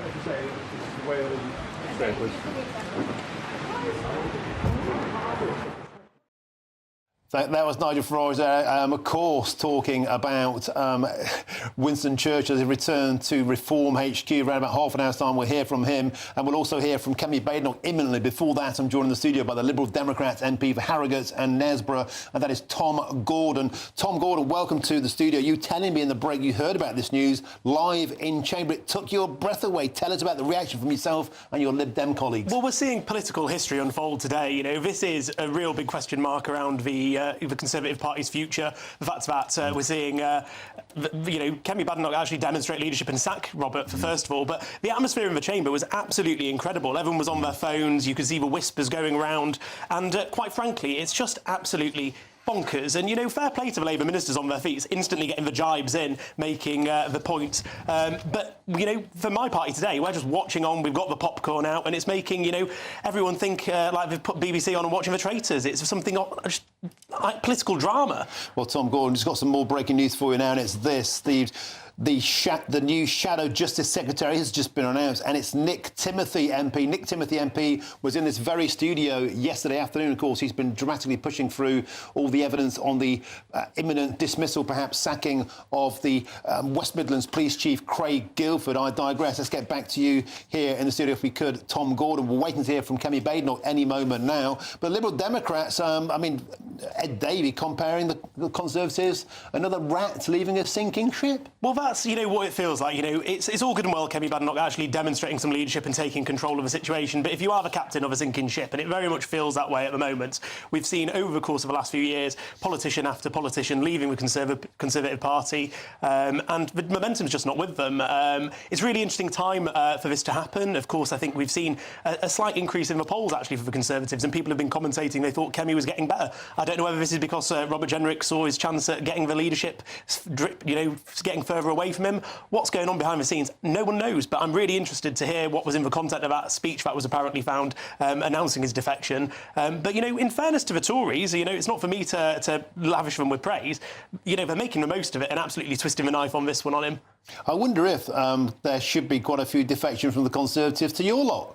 Isn't that the problem? That we have a Conservative Party who seem to be very, very divided. We saw these fractures all the way through Brexit, on immigration, on net zero, and now the fracture seems to be so great it's forced Robert Jenrick out. Isn't part of the problem? The Conservative Party has a lot of what you might call wet Tories. Maybe they should join your mob.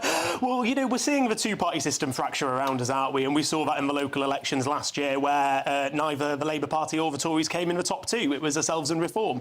And it very much looks like to me that the next general election is potentially shaping up to be a Reform versus the Liberals. I use the term there, those progressive parties that want to fight back against this Farage type of politics and that Trump-esque version of events that we're seeing here in the UK. But, the Liberal Democrats, we've got a record number of MPs, and I can't speak to whether or not there are any Tory MPs out there who share our values, but if they do, I'm sure there'll be conversations happening. So you'd happily take Conservatives who are thinking about jumping the ship from the Conservatives to the Liberal Democrats? Look, I don't want to see our party just have an influx of people looking for better political fortunes. It's great that we're viewed as such, and people might want to come with us because they think we've got a better chance. I want people who've got real liberal values, who are progressive, who want to stand up and make sure that we defeat this populism, this naysaying and this decline, and this sort of division and hatred. So if there's politicians out there of any stripes who share our values, want to see a better future, I'm sure there will be conversations. OK, just to remind you, we're waiting to hear from the Conservative leader, Kemi Badenoch. She dramatically and perhaps brutally sacked Robert Jenrick earlier on as the Shadow Justice Secretary. Breaking news in these past few moments to bring him to speed. Mr Jenrick's replacement has been swiftly announced. Nick Timothy MP. Of course, he's been very outspoken on the ingress of Islamism into British politics for many years, very outspoken on grooming gangs, very outspoken on the situation. He's an Aston Villa fan, about the Maccabi Tel Aviv fan ban and the potential dismissal of the West Midlands Chief of Police, Craig Guildford. That's still ongoing, that scandal. Craig Guildford's happy for a day off of the news cycle. Robert Jenrick's kept him in his job potentially for an extra day by taking over the headlines. Kemi Badenoch here tweeted, there you go, she said, delighted to announce that Nick Timothy is the new Shadow Justice Secretary. As an MP, Nick has led the way in revealing the failure of West Midlands Police Chief over the Maccabi football ban and in opposing Labour's sinister Islamophobia definition. He is a true Conservative, brings a wealth of experience and is a formidable campaigner. Nick will be a massive asset to the Shadow Cabinet team as we continue to develop our plans for a stronger economy, stronger borders and a stronger country. Kemi Badenoch there putting a very brave face on. We've got some live pictures on there of Westminster. Potentially, we see the rain pouring down there. Tom Gordon, Lib Dem MP. Perhaps things, as we saw with Rishi Sunak, can only get wetter for the Conservatives. Well, it's certainly looking that way, isn't it? I mean, what we've witnessed today alone has just been the latest in this political psychodrama. And Kemi, in a video that she put out earlier today, was saying people are fed up and sick and tired of it. They are, but the Conservatives are still embroiled in the psychodrama. It brings me no pleasure seeing opposition parties rip themselves apart. I want to see a focus on holding this government to account. And at the moment, we're the only ones doing that, the Liberal Democrats. There seems to be an alignment with your leader, your party, the Liberal Democrats, and Sir Keir Starmer, both using that sinking ship analogy. Although there's only Ed David that called the Conservative MP rats. But look, thanks for joining us today in the studio. I really appreciate your time. Thanks for joining us. That's Tom Gordon, Liberal Democrat MP. That's Jordan now. GB News is political editor Chris Hope, as we still await for Kemi Badenoch and Nigel Farage's press conferences. Chris Hope, an astonishing double whammy coming our way. Who's going to go first? Kemi Badenoch, 9 minutes late now. It's all kicking off. What's the latest? It really is. Well, the latest is, as you reported there, Martin, that Nick Timothy is now the Shadow Lord Chancellor and Shadow Justice Secretary. Politics moves very quickly. That space on the front bench filled by Nick Timothy, who's done so much to draw to our attention the Maccabee Tel Aviv scandal involving West Midlands Police. Again, that Chief Constable hasn't resigned yet. Someone who has been kicked out of the Tory party, of course, is that man Robert Jenrick. Now, I'm here at the headquarters of Reform UK, awaiting what's going to happen at 4:30. We don't know. They've cleared a space down the middle of the room. Maybe that means that Robert Jenrick walks up. Maybe it means that Nigel Farage does. You're seeing just below me here, if we can show that, Jim. This is Lee Anderson. Unusually, not very talkative, Martin. Normally, he's very keen to talk to GB News. He's grinning away like a sphinx. I'm not sure what that means. He won't tell me what's going on. We're not sure whether this is a press conference about the delay for 4 million voters from these local elections in May, which will be confirmed probably next week by Steve Reed, the local government secretary. He's told me for my podcast that this is not democracy denied. This is money being saved to spend on potholes and other local services. So that's what this was meant to be about, a press conference about delays to seats which I think councils, I should say, which I think Reform felt they could win. Instead, it's going to be about Robert Jenrick, and will he be invited back over to the Reform UK party? Currently, he's without a party after Kemi Badenoch sacked him because of documents prepared apparently by the inner circle of Robert Jenrick. What we don't know yet, and it's really important, this, Martin, as we were saying in the last hour, does Robert Jenrick agree that that was his intention, or was that freelancing by members of his team? Because he denied wanting to resign and jump ship to Reform UK when he was questioned by Rebecca Harris. She, of course, is the Shadow Chief Whip. She's the one who dealt with Jenrick. Jenrick then slammed the phone down, according to Tory sources, and we haven't heard from him since. He's not replying to phone calls or text messages. Normally, Robert Jenrick is pretty keen to talk to GB News. Not today, but we may hear from him very shortly, in about 20 minutes. It's incredible. I've never known Lee Anderson to not want to talk about himself, not want to talk about politics, not want to talk about Reform UK. Go on, stuff a microphone under his nose. Go on, have a word with him. We haven't. Martin's saying, why won't you speak to GB News, Lee? Will you talk to me? I'm very, very busy, Christopher, as you know full well, so just wait and see what happens. He's very, very busy. He's got one of these posh signs on his seat, so he's very important. But he doesn't want to speak to GB News today. Normally, he's very keen to talk to us, not this time, and he won't tell me what's happening, so we'll all play out live on your show shortly, Martin. There's risk attached if Nigel Farage does bring across Robert Jenrick, because, of course, that's another power base in that party, someone who could be leader, someone who could be chancellor, along with Yusuf or Richard Tice. Sorry, I have to interject now, because our chief political correspondent, Catherine Forster, is joined by the Conservative leader, Kemi Badenoch. Catherine Forster, over to you. Yes, good afternoon from Edinburgh. Kemi Badenoch has well and truly set the cat among the pigeons, hasn't she? Here we were thinking we were talking about Iran, talking about Greenland. We are all talking about this spectacular sacking of the Shadow Justice Secretary. Kemi Badenoch, thank you for joining us on GB News. First of all, what was the evidence? Is it true that you received screenshots last night of a resignation letter, a defection letter from Robert Jenrick? We've actually had lots of evidence, many different people telling us different things, some within our party, some even from Reform, to be perfectly honest. But the last straw, and what pushed me to make this decision, was seeing that Robert had plans not just to leave, but to actually hurt the people that he'd been working with. I'm the leader of our party, and I have to be responsible for all of the people out there, the MSPs here in Scotland, the councillors who are fighting elections, and they need to know that we in Westminster are giving them a good backdrop, explaining what our policies are. The public are tired of all of this psychodrama, all of this personal ambition, everyone trying to, harm the other person. I'm sick of it, and I'm just done. And I asked him to leave. We don't want people like that in our party. You didn't speak to him today. Have you spoken to him, had any messages? Has there been any communication between you and Robert Jenrick since you made that move this morning? Not yet, but I wasn't necessarily expecting him to get in contact. I don't think he said anything at the moment. I've been on a trip today. It was a pre-planned trip. I've had a really good visit talking to businesses in Edinburgh. I've been on a plane, but I needed people to understand not just what I was doing, but why.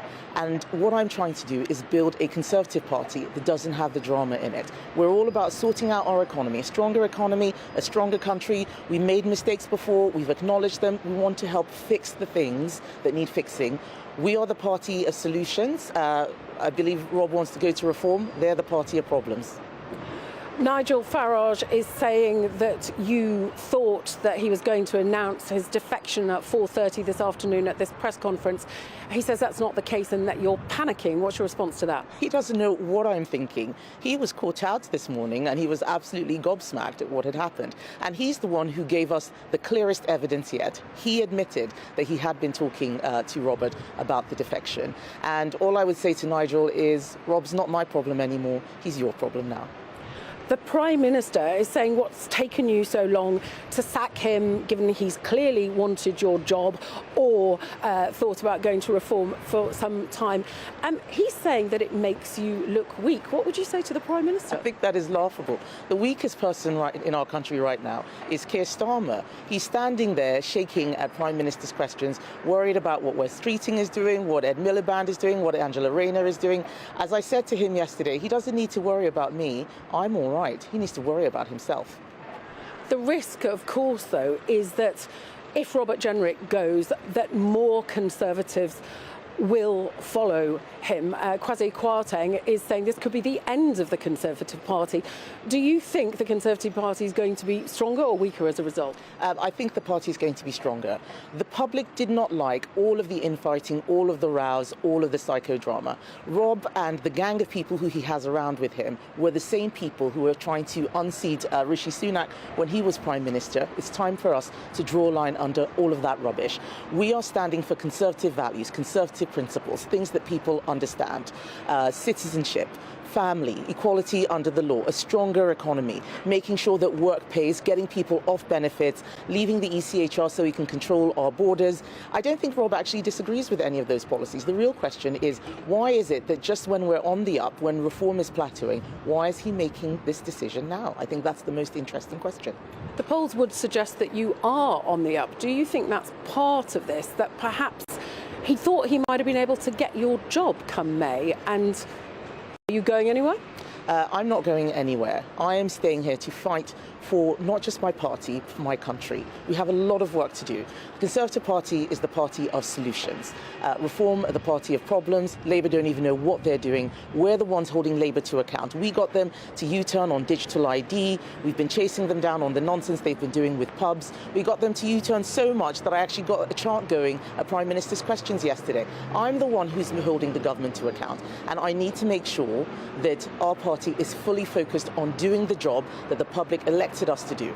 Public service, that's what we're here for. It was quite spectacular what you did this morning. It was very punchy. How are you actually feeling? Well, it's honestly, I'm feeling a bit sad. I never like to let people go, but if people are behaving inappropriately, then for the good of everyone else, it has to happen. But I don't want people to ever be in any doubt. I have strong beliefs, I have strong convictions. I'm not someone who rushes to make decisions, but if I'm doing something, you can trust and know that I'm doing it for the right reasons and because I've done my homework and I have the evidence. And just finally, you have appointed Nick Timothy as Shadow Justice Secretary Why him? Well, Nick has drawn attention to the scandal of the West Midlands Police. Everyone can now see that the Chief Constable there really should be going. The Home Secretary has been too weak to sack him. She should do so. This would not have happened without Nick exposing that scandal of Maccabee, Tel Aviv and West Midlands Police. And I think that he will do a fabulous job as Shadow Justice Secretary. We have a lot of talent on our benches. We're not a one-man band like Reform. We have a lot of people who will do great work, and I look forward to working with Nick. Kemi Badenoch, thank you very much for speaking to us today on GB News. So there you have it. Kemi Badenoch says that Robert Jenrick is no longer the Conservatives or Kemi Badenoch's problem, but rather Nigel Farage's. Thank you there, Catherine Forcible, grabbing Kemi Badenoch, the woman of the moment there, live from Edinburgh. Thank you very much. Just quickly repeat that line. That was the strongest line. Robert Jenrick is not my problem now. He is Nigel Farage's problem. Kemi Badenoch there was asked, is this the end of the Conservative Party? She said no. She said she's feeling a bit sad now. All eyes now on Westminster. Nigel Farage will be next to the stage. Will he be joined by that man of the moment, Robert Jenrick? That's next. Don't go anywhere.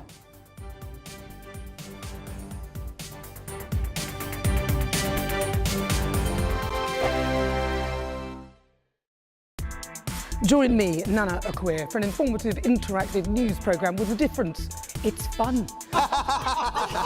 No, he didn't say that, though. I'm so surprised. I think there's an element of truth to that. Join me from 3 p.m. every weekend, only on GB News, Britain's news channel. Mornings don't have to be tiresome, especially if you have the right company. Wake up to news as it happens, opinion and debate, and of course, a little bit of entertainment too. Because when the kettle's on, we're on. That's Breakfast on GB News, a show worth waking up for. Every morning from 6 a.m. Only on the People's Channel, Britain's news channel. We'll spread the news, you spread the word. Westminster's full of talk, but out here, it's the real world. Am I allowed to talk then? No, that's it. This is where it matters, real people and real lives. That's what politics is all about. In fact, has Trump made a good start? No. Straight answers, no spin, and just a couple of pints. How many fingers have I got up? About 10. So join me for Lee Anderson's Real World every Friday at 7 p.m. only on GB News. The People's Channel, Britain's news channel. Do you trust what you're being told?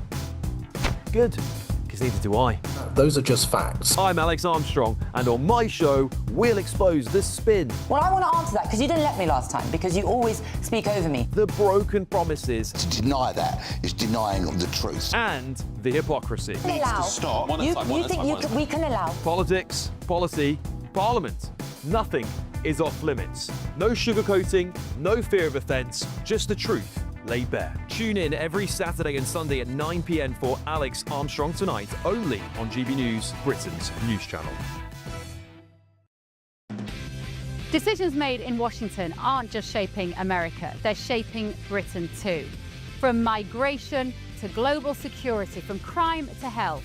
Whatever happens in the White House today will be felt in your town or city tomorrow. That's why The Late Show is live from Washington, D.C. Cutting through the politics to show you what it all means for Britain. The Late Show live every night at midnight. Only on GB News, Britain's news channel. Bold. They are under no illusion. Ray, Are you a human trafficker? boundless. I've had enough of the nonsense, and I'm not afraid to say it. Don't get us on a BBC. Every weeknight, I tear through the headlines. The smell of gasoline. Should we be worried about it? From Westminster madness to cultural war chaos. What we're going to do now, they are throwing things out the car as we speak. Get ready, Britain. Here we go. Patrick Christie's Tonight, weeknights from 9 p.m. only on GB News, Britain's news channel.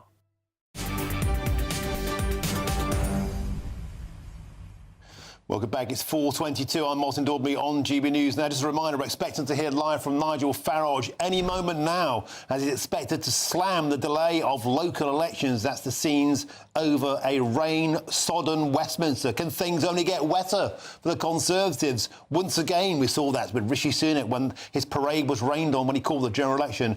Will there be more rain on the Conservative parade today? Because could Robert Jenrick dramatically hove into view on that stage too? I think we're We've got a live picture from inside the Reform press conference there. Our man Chris Hope is there waiting to do it. But earlier this hour, the Reform UK leader, Nigel Farage, arrived in Westminster. Let's take a listen. Can you trust Robert Jenrick? If he's defected once, how are you going to trust that he's not going to defect again? How many times did Churchill defect? Say that again? How many times did Churchill defect? Oh, that was many years ago, but... Oh, human beings change? Good Lord, how extraordinary. So when will... Well, I've got to make my mind up. I know, but can you trust him? How can you trust him? He's defected now to you guys, and then... Would you have trusted Churchill in 1940? So he has defected then? No, I said I haven't decided.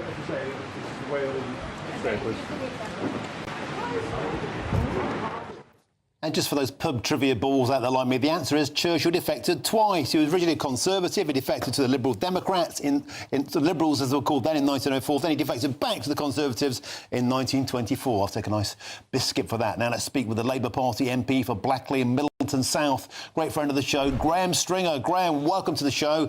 A huge drama unfolding in front of us. What do you think we can expect next to see from Nigel Farage? Do you think that Robert Jenrick could walk out onto stage there? Possibly. I think one thing I'd say after that interview with Nigel Farage is that he's no Churchill. Jenrick is not to be compared to a one-off in this country's history. But there's two things strike me about it generally. The electorate is left out of it. Anybody who's elected to Parliament on the ballot paper where their name is, there's another name, a political party. And Jenrick stood very recently as a Conservative. He stood for the leadership of the Conservative Party. And now he's deciding that, well, it seems as though he's deciding to go to another party. I think he should resign and stand for election. He may get elected, and that would be the principled thing to do. There are a lot of people who change parties and don't ever go for a by-election. That's a conversation for another time. But a lot of people are saying that there's going to be an imminent defection from the Labour Party. David Bull told me that on Monday in this very studio. And I wonder, I know I've asked you before, Graham Stringer, but when we look at the electoral mechanics, the metrics in your area, if we can get them on the screens, 55% chance at the moment that the Reform Party is going to win your seat. And there's only a 39% likelihood that Labour might win that seat. Are you tempted to defect to Nigel Farage's outfit yourself? You have asked me that lots of times, and my usual answer is I don't change my football team and I don't change my political party. But there are deeper, more serious reasons than that, than just loyalty. There's the reason I've given. I was elected as a Labour MP and I intend to stay as one. But while I agree with some things that Reform do, I agree with their position on Brexit, I agree with their position on the European Convention of Human Rights. But my background is in local government. I led a major council. I think their policies on local government are disastrous, and many of the other policies I don't support. So I'm staying put within the Labour Party. Just to anybody tuning in now, those listening on the radio, live pictures on our screen of an imminent expected press conference. Nigel Farage about to take that lectern. You can see on the front row there, Lee Anderson, the party chief whip, MP for Ashfield. Next to him, Sarah Pochin, the MP for Reform for Runcorn. Our man Chris Hope there, just behind Lee Anderson. Nigel Farage expected to take that stage imminently. Can I ask you, Graham Stringer, for your opinion of how Kemi Badenoch has handled this situation? She said to GBNews a short moment ago there's lots of evidence she had, some even from Reform. She claims it was the last straw, not for Robert Jenrick just to leave the party, to defect, but also to try and hurt people he worked with on the way out. How do you think Kemi Badenoch has handled this? Well, that's a matter for the Conservatives. She's the leader of the Conservative Party. I think she has acted quickly and firmly. I don't think she had much choice. If somebody is writing their speech, going to another political party and trying to damage the party he's leaving, then she didn't have a choice. She's done what I think any leader would have done in that situation. But it's completely a matter for the Conservative Party. OK, and now let's talk about what a Reform Party could look like if it did have Robert Jenrick on board. Is that a greater danger to the Labour Party? A poll out yesterday shows the entire Labour cabinet is going to lose its seats at a general election if it were held tomorrow. 16 out of 22 losing to Reform, the further 6 to the Green Party. The Labour Party is absolutely on the ropes at the moment. It's being battered. 13 U-turns, a 13th was announced this week. As a Labour Party parliamentarian yourself, is Reform plus Robert Jenrick a greater worry for you? I think we're a long way away from the general election. Those, I don't dismiss opinion polls. Politicians who say they don't take any notice of them are quite simply lying. We all look at the opinion polls, but they do change very quickly. But my party, the Labour Party, has to look as though it's a government and in charge. David Blunkey wrote an article today in the Daily Mail saying we need a clear programme. We can't keep doing U-turns. People have to know what we stand for, what we're going to be doing over the next 12 months, the next 2 years, and the next 3 years. And they have to see that it's benefiting people and the economy across the country. We also have to deal with the small boats issue. If we don't do that, then the scenario that the opinion polls are indicating may well happen. But we have to govern. So, Graham Stringer, you seem to be clearly indicating there that it's time for a new leader. It's time for clear policies to be followed. I think it's if there is a challenge after the local elections, which there's a lot of speculation that there will be, then the Labour Party has to think very carefully. Political parties in government who change the leader can end up doing more damage than they've got. We're in a bad situation. We need to change it. That might involve changing the leader. Now, Graham Stringer, just got some more breaking news. The man of the moment, Robert Jenrick, as well as Nigel Farage and, of course, yourself. Robert Jenrick has just tweeted a somewhat cryptic tweet, a one-sentence tweet. It's time for the truth.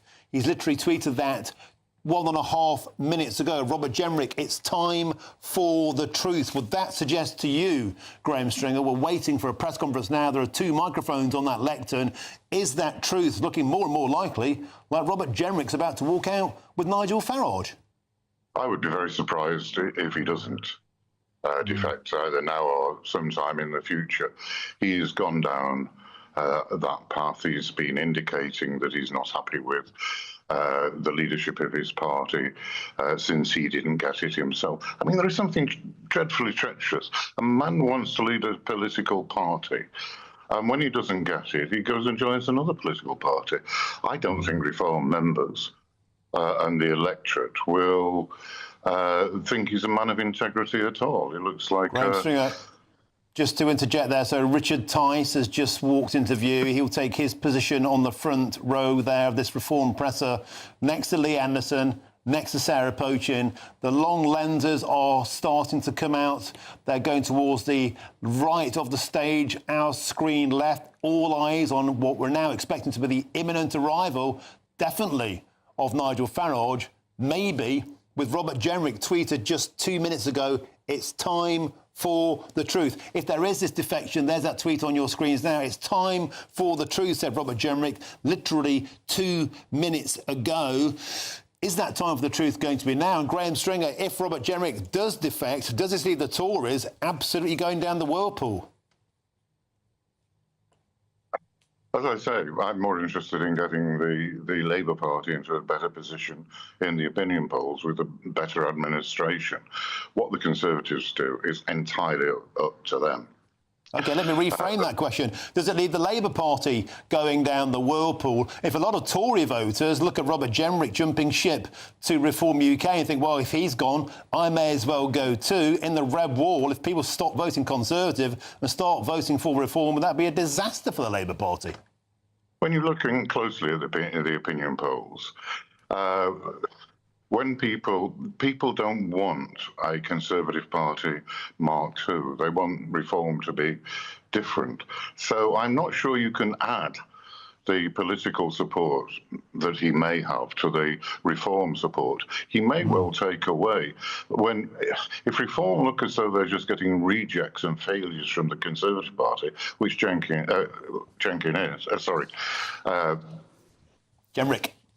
is, then it may well detract from them.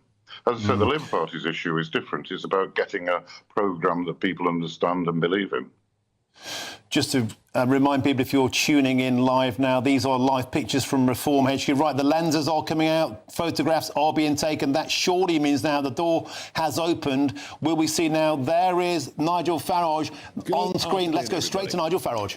This 4:30 press conference was advertised heavily at the beginning of the week, and I had the full intention today to tell you how absolutely monstrous it is that elections for millions of people all over this country are being cancelled, in some cases for the second year in a row.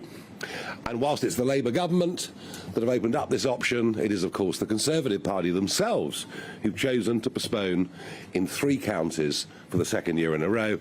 And the holier-than-thou Lib Dems also want a cancellation to go ahead in Cheltenham. So the point of this press conference was to launch a legal paper to show you how serious we were. And I was going to launch a judicial review, but I'm going to save that for a couple of days because 1 or 2 other things appear to have happened this morning. All, I think, predicated around today's 4:30 press conference.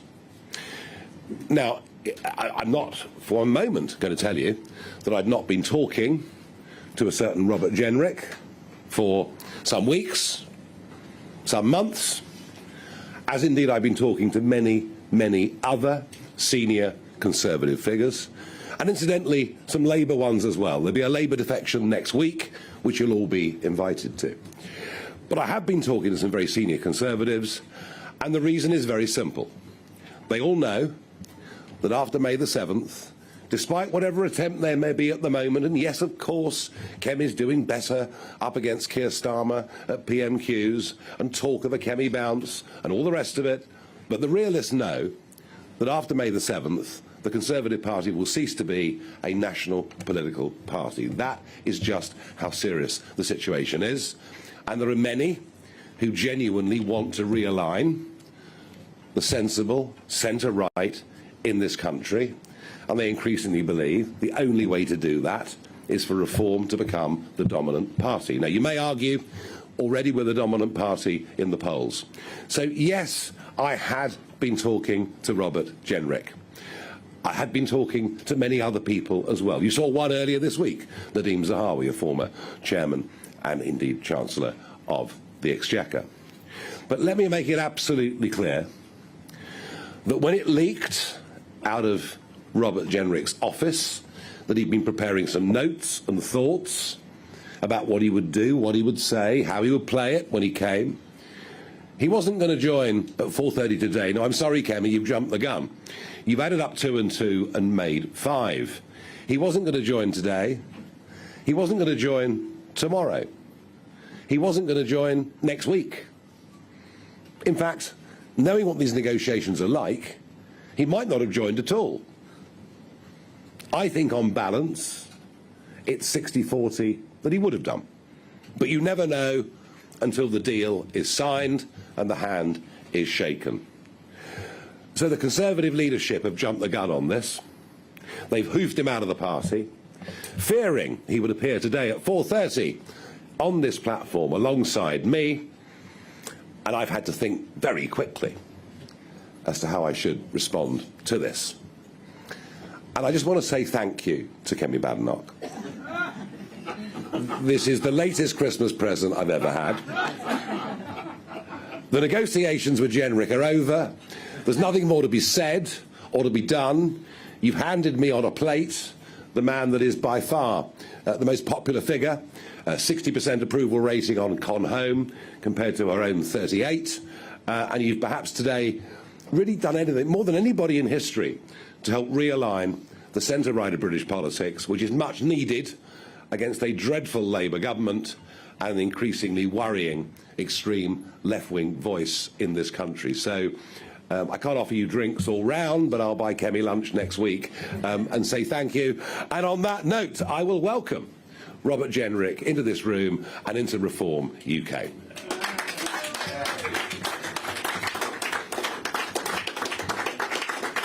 Oh, well, he hasn't changed his mind, has he?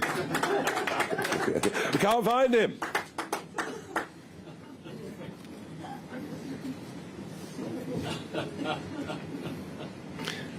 Is he coming, Nick?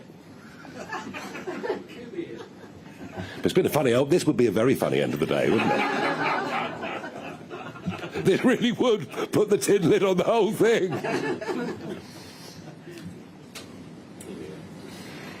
As you can tell, normally when I unveil defections, it's all perfectly planned. Nothing ever leaks, and I'm known for nothing ever leaking. But this circumstance has been sprung upon us for reasons that were not under my own control, sadly.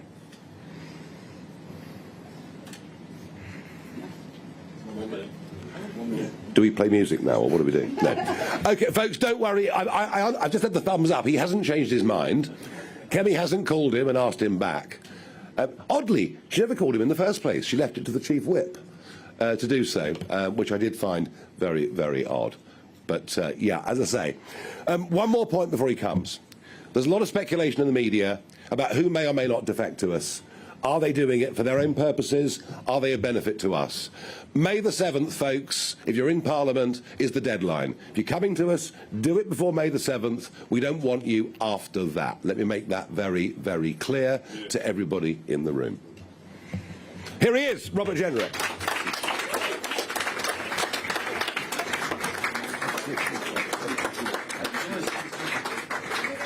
I didn't know where you got to. I wanted to change your mind. I was getting a bit worried about it, to be honest with you. Here we are, the scrum. Come on, guys. Both to this one, please, guys. Okay, yeah, don't worry, you'll all get a go. Amazing, thank you. Nigel, just come this way. Yes, okay, no problem. You'll all get a go. We're very generous people. Over here, please, Jen. Okay. Just here as well, please, Jen. Yeah. Thank you. Adam here as well, please. Yes. Thank you. Yes. Yeah, right, you've had 2 goes. Marvellous. Here we go. Very good. Thank you.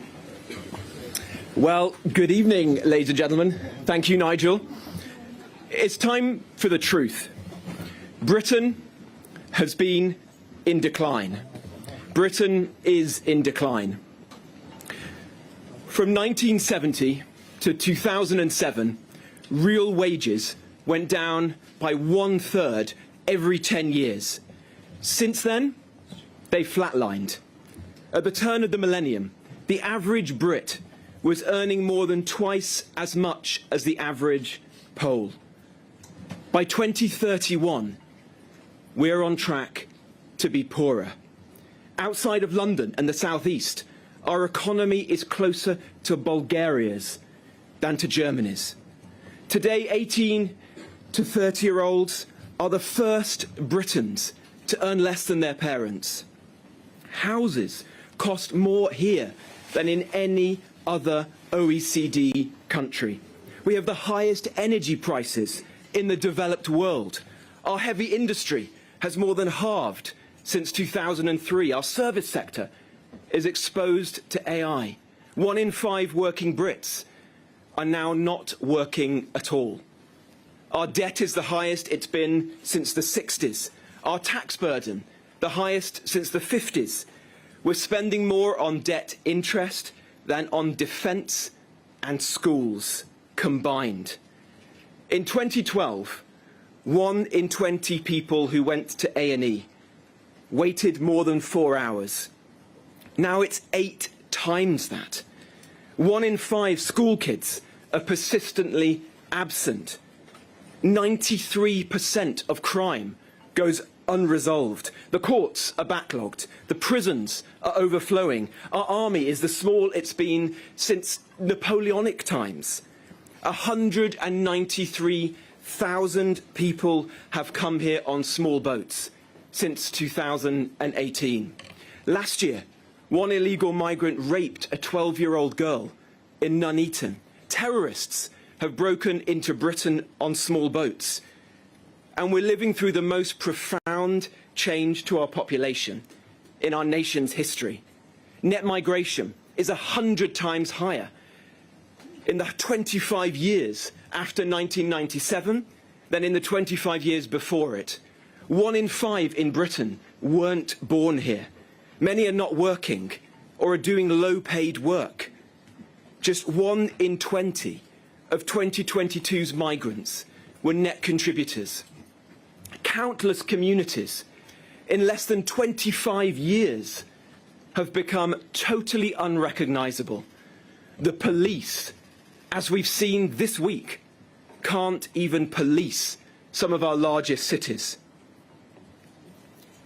Now, my constituents in Newark feel this decline every day. It's a great historic town. It is the honour of my life to represent it and to represent them in Parliament. They are the best of our country. They are men and women who are getting up at 6 o'clock in the morning, 7 a.m, out the door, to work in distribution centres and factories, grafting all week, but finding nothing left over for something nice with the kids on the weekends. Their bills, their taxes are surging. Their money is taken to fund hotels for those here illegally in our country, or the lifestyle of the guy down the road who everyone knows could be working but isn't working. I challenge anyone to argue other than that Britain is completely broken. Those that came before us built a great country, the greatest country in the world, but we are set to lose it. We will, for certain, if this government gets re-elected. A suicidal energy policy, crushing workers to fund scroungers on benefits, unions running our public services, payouts to terrorists, prosecutions of veterans, the bravest of the brave. 900,000 migrants in their first year, 65,000 of them illegally, ending jury trials, cancelling elections, giving away our territory, and 35 billion quid for the privilege. These people run Britain as if they hate it. But whilst this government is accelerating our decline, they didn't begin it. We've had 20 to 30 years of this. And why has it happened? Because the two main parties are rotten. They are no longer fit for purpose. They both broke Britain, and neither can fix it. It's a conclusion about the Conservative Party that has pained me to reach, because I've been a member of this party since I was 16 years old. I've served it for most of my adult life. I have countless good friends in the party, not least my own members in Newark. They are the most decent, patriotic people I know. And I respect, I cherish the party's contribution to our country. The party of Pitt and Peel, of Churchill and Thatcher. But our country is in a precarious, dangerous position. And my first loyalty, our first loyalty, must be to our country.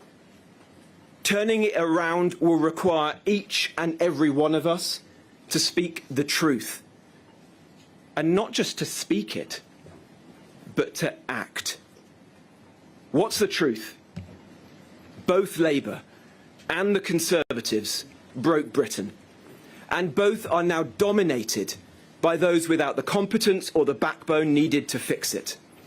Both parties, if judged by their own actions, are committed to a set of ideas that have failed and are failing Britain.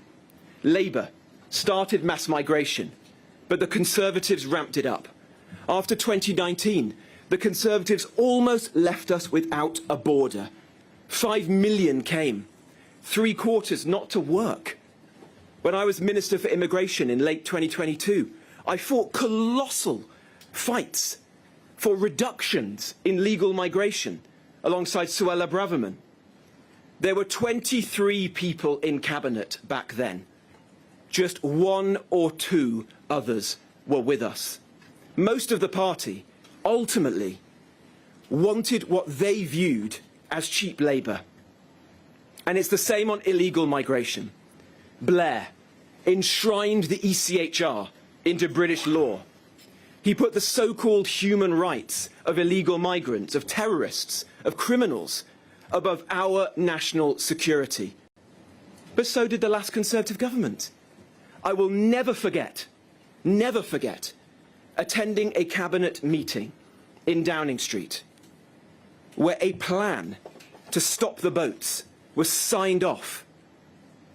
But everyone, to a man and a woman round that table, knew in their hearts it was not going to work. Some even joked about it. I left Downing Street that night, resolved to resign from the cabinet. And I've never forgotten that. And it isn't just immigration. Let me be very clear. In 2008, Miliband legislated that we put major cuts to our emissions above having cheap and reliable energy in our country. For the poorest, for our heavy industry, for each and every business in our land. What did the Conservative Party do? It didn't just keep and execute his plan, it doubled down on it with insane net zero targets. And now, Ed Miliband is back, and he's gladly picked it up again. Immediately after the last election, I said, I think more than anybody else in the Conservative Party, the truth about the last Conservative government. The day after the general election, I said the Conservative Party had failed in government, that there was hardly a principle they didn't betray. Hard taxes? They were left at a 70-year high. Sound money? Well, the debt tripled. Defence? Utterly hollowed out. Work should pay? Welfare exploded. Law and order? Prisons overflowed. In betraying its principles, the Conservative Party betrayed its voters, its members, and the men and women who elect me in Newark and Nottinghamshire. And let's be very clear with ourselves. This didn't just happen. It wasn't bad luck. It's because over time, most of the party in Westminster lost its way. The principles were betrayed because a critical mass don't believe in those principles at all. After the last election, I hoped, like others, that the Conservative Party would change, reckon with our mistakes, with humility, that it would repent. I said this after the election, and I fought for it. I fought for it every day. That's why I stood to be leader of the Conservative Party. That's why I picked myself up the day after I lost the leadership of the Conservative Party and kept fighting, because I hoped that it would be possible. But over the last year, I've realised that I was naive. It hasn't happened. Most of the Conservative Party in Westminster are in denial, or worse, they're being dishonest about what the party's done. At a recent shadow cabinet debate, a conversation broke out. The question was put to the group, is Britain broken? I said instinctively, it's broken. Almost everyone said, it's not broken.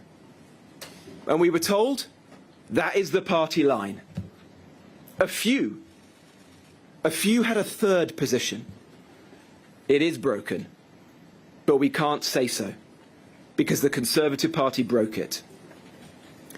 If they won't admit publicly to you, the British people, what they broke, what possible faith can you have in them to fix it? The Conservative Party in Westminster isn't sorry, it doesn't get it, it hasn't changed, it won't change, it can't change. Now, the people I'm about to mention are all decent people. But because I'm here today, I need to explain myself. I owe that to you, the public, and to the people who elect me. Look at the top table. The Shadow Chancellor, Mel Stride, has rightly attacked Labour for hiking taxes to fund more scrounging. But there's just one problem. He was the Cabinet Minister who oversaw the explosion of the welfare bill. And it was him who blocked the reforms that are needed. Priti Patel, the Shadow Foreign Secretary, created the very migration system that enabled 5 million migrants to come here. The greatest failure of any British government in the post-war period. When asked about this last year, she defended her actions.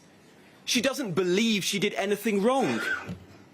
Now look, I respect Kemi, but I don't trust the Conservative Party on immigration. Just 2 current Conservative MPs voted with me against the fraudulent plan to stop the boats. 2 out of all the Conservative Party. Last year, I said the rape gang disgrace was in part because people with medieval attitudes towards women and girls had been allowed into our country. Would you believe it? Several Conservative MPs complained about me for speaking out. They said I was wrong, and I shouldn't be saying that about the record of the last Conservative government. Over Christmas, I instinctively saw the news that the anti-British, anti-Semitic terrorist sympathiser, El Fatah, coming here to live in our country and enjoy the generosity of our people was wrong, and I spoke out against it. Let me tell you, several figures in the Conservative Party were angry at me. They said, and I quote, "It exposed the party to criticism for having granted him citizenship in 2021. The fact is the Conservative Party is so compromised that it cannot speak for the country. It cannot oppose Labour's madness. It is not fit for purpose. So yes, I'm glad Kemi has made getting rid of the rule of European judges Conservative Party policy. But I know better than anybody else, from the leadership campaign, at least 2/3 of Conservative MPs oppose this. They told me that. Privately, some of them said so publicly. There have been no Damascene conversions. There's not a traffic jam on the road to Damascus. Over the last few weeks, in meetings and in calls, I told Kemi and her team what I've told you all today. The Conservative Party needed to change fundamentally, starting by acknowledging the state of Britain and owning up to the role we played in getting Britain to this point. I respect Kemi, but on all those issues, we were in different places. Let me be clear, they've doubled down. I can't kid myself anymore. The party hasn't changed, and it won't. The bulk of the party don't get it. They don't have the stomach for the radical change that Britain needs.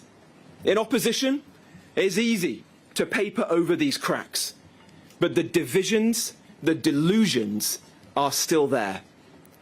And if we don't get the next government right, Britain will likely slip beyond the point of repair. Everything is on this. Everything is on this decision. I can't, in good conscience, stick with a party that's failed so badly, that isn't sorry, that hasn't changed, that I know in my heart can't deliver what's needed. That is why I resolved to leave. Because Nigel has stood consistently and very often alone for what's needed. Ending mass migration, for cheap energy, for cutting waste and taxes and red tape. Now, I don't agree with everything that he's ever said, and he definitely won't have agreed with everything that I've ever said. But, in retrospect, I see that in this period, when 2 main parties were failing Britain, Nigel was all too often a lone voice of common sense. when the first boat started crossing, who was in the channel saying that it was outrageous? They laughed at him. Well, they're not laughing now. Nigel has stood for the real change that we need now as a country for over a decade, frankly, for most of my adult lifetime. If anyone puts party allegiance, personal ambition to one side, he is obviously the right person to lead the movement for change Britain needs. Recognising the situation our country is in, I reached out to Nigel in September. I could see then the Conservative Party wasn't changing, couldn't fix Britain. I didn't know that I was going to defect. In fact, we didn't discuss that. I just knew the responsible thing to do, the honest thing to do for me, was to explore all options. From the conversations that we've had since, quietly, and from what I've seen Nigel and Richard and Zia and Lee and Danny and Sarah say and do publicly, I am convinced that Nigel and Reform will deliver the real change we need. Nigel knows, Reform knows, the extraordinary challenges that Britain faces require a comprehensive plan to turn our country around. That'll be a major priority for this year. As Nigel has said, we will set out to build and recruit the team needed to execute that plan. Yes, a few people will come from parties who have realised that those parties have lost their way, who unquestionably back the real change that Reform will bring. But far more importantly, people will come from outside of politics, people who've done great things in business, in our schools, in our hospitals, our prisons, our armed forces, people the two political parties have locked out and ignored for far too long. For all those reasons, today I am proud to join the more than 270,000 people who are members of Reform UK, to back Nigel, to join this incredible movement, a national movement that will pool Britain's talents, experience and expertise, put previous differences to one side and deliver the real change we need. Turn our country around. At this hour, with Britain on the brink, in real danger, this is what we must do. If you agree with us, don't sit on the sidelines. Britain is broken. Britain needs reform. And reform needs you. Thank you all very much indeed.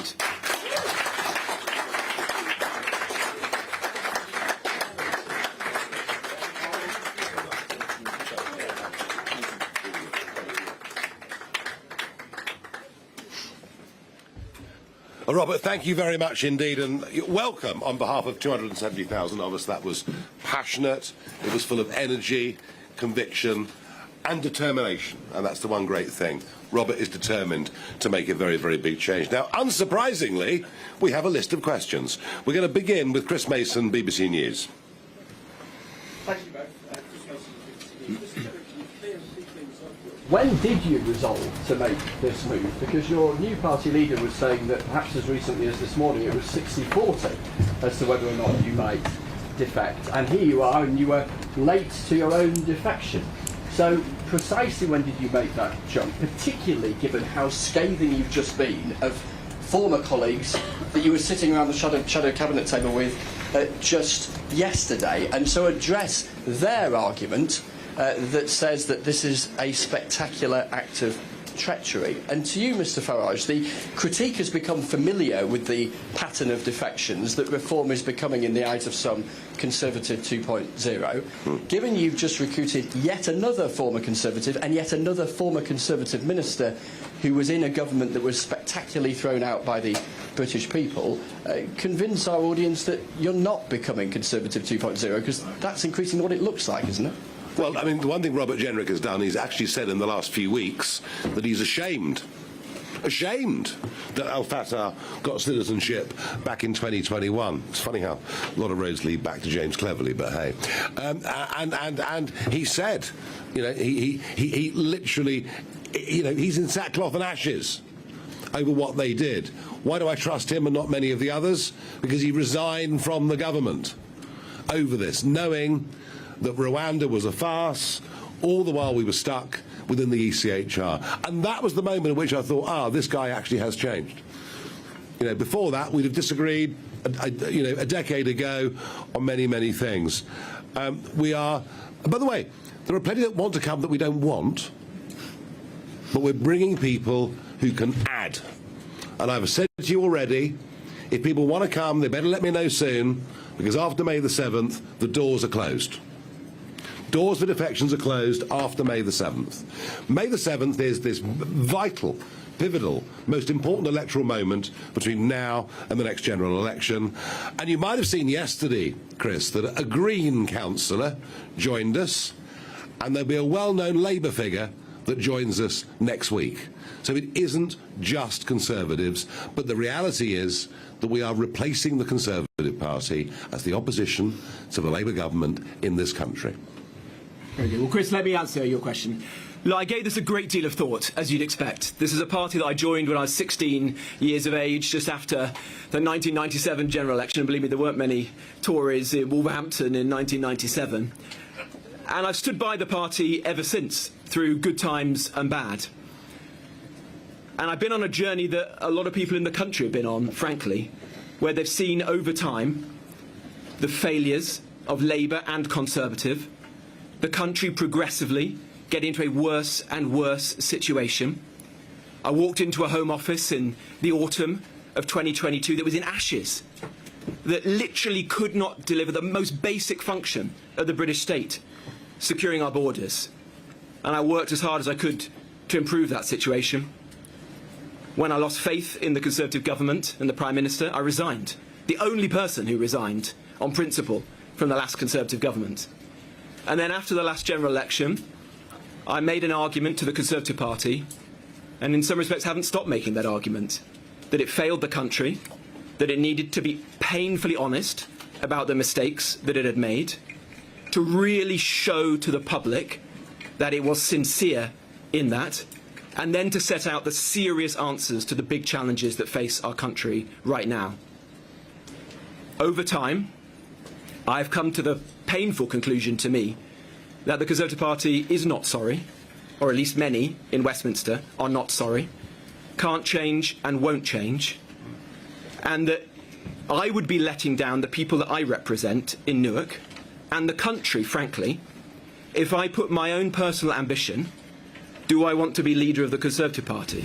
Do I want to sit around the shadow cabinet table above the most important thing to me and to everyone else, which is how do we get rid of this failed Labour government, and how do we replace it with a government that can actually fix this country and turn things around for my children, my grandchildren and my constituents?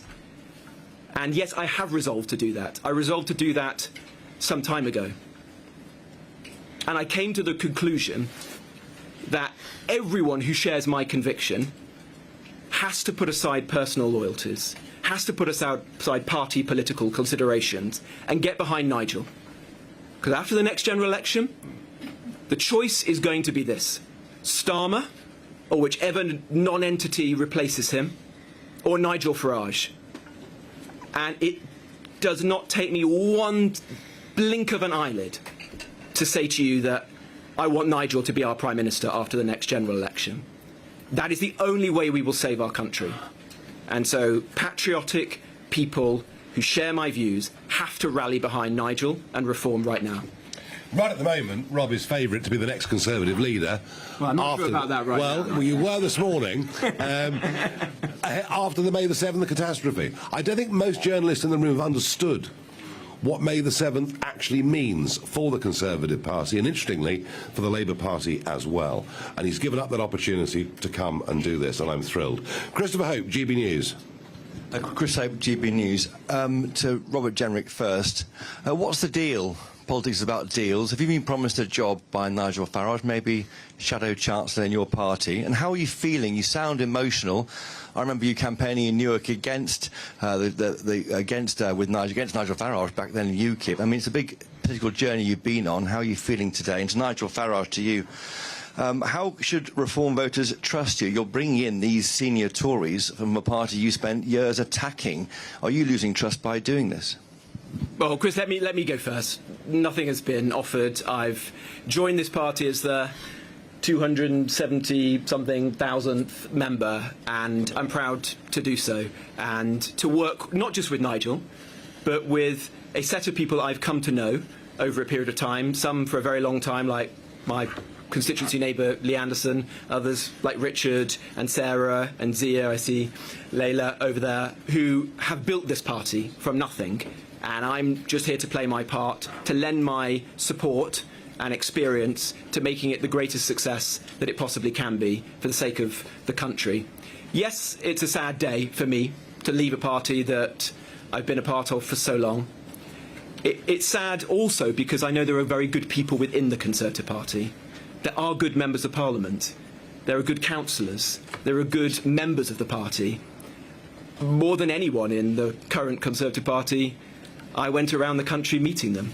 Last year I did over 100 events. I met more Conservative Party members than anyone. I know their views. I know their frustrations, not just with the state of the party, but above all with the state of the country. And so my message to them is Reform is here for anyone who shares this conviction that the country needs to be fixed and turned around. And we can't let party loyalty get in the way of fixing our country. That's what really matters. I believe today's a big day, Chris, in the realignment of the genuine centre-right of this country. I think Rob Cumming will bring a lot more people and voters to us. I think this is actually a very big moment. And that's why we talked about it for a long time. And as I say, you know, going back perhaps a little bit to Chris Mason's question earlier, you know, we'd agreed in principle this would happen, but it wasn't going to happen today, or tomorrow, or next week, and it might not have happened because deals, you know, all the time in life you talk about deals, they either come to fruition for a variety of reasons or they don't. He will be joining our frontline team. You will see over the course of the next few weeks jobs are allocated to very senior people within the party. It's part of our evolution, part of our structure, part of what we're going to be presenting to the public. And what does he bring to us? Frontline experience. Our biggest weakness is we haven't had people who've actually been there, in Cabinet, in Number 10, understand how these things work, understand, frankly, what some of the barriers.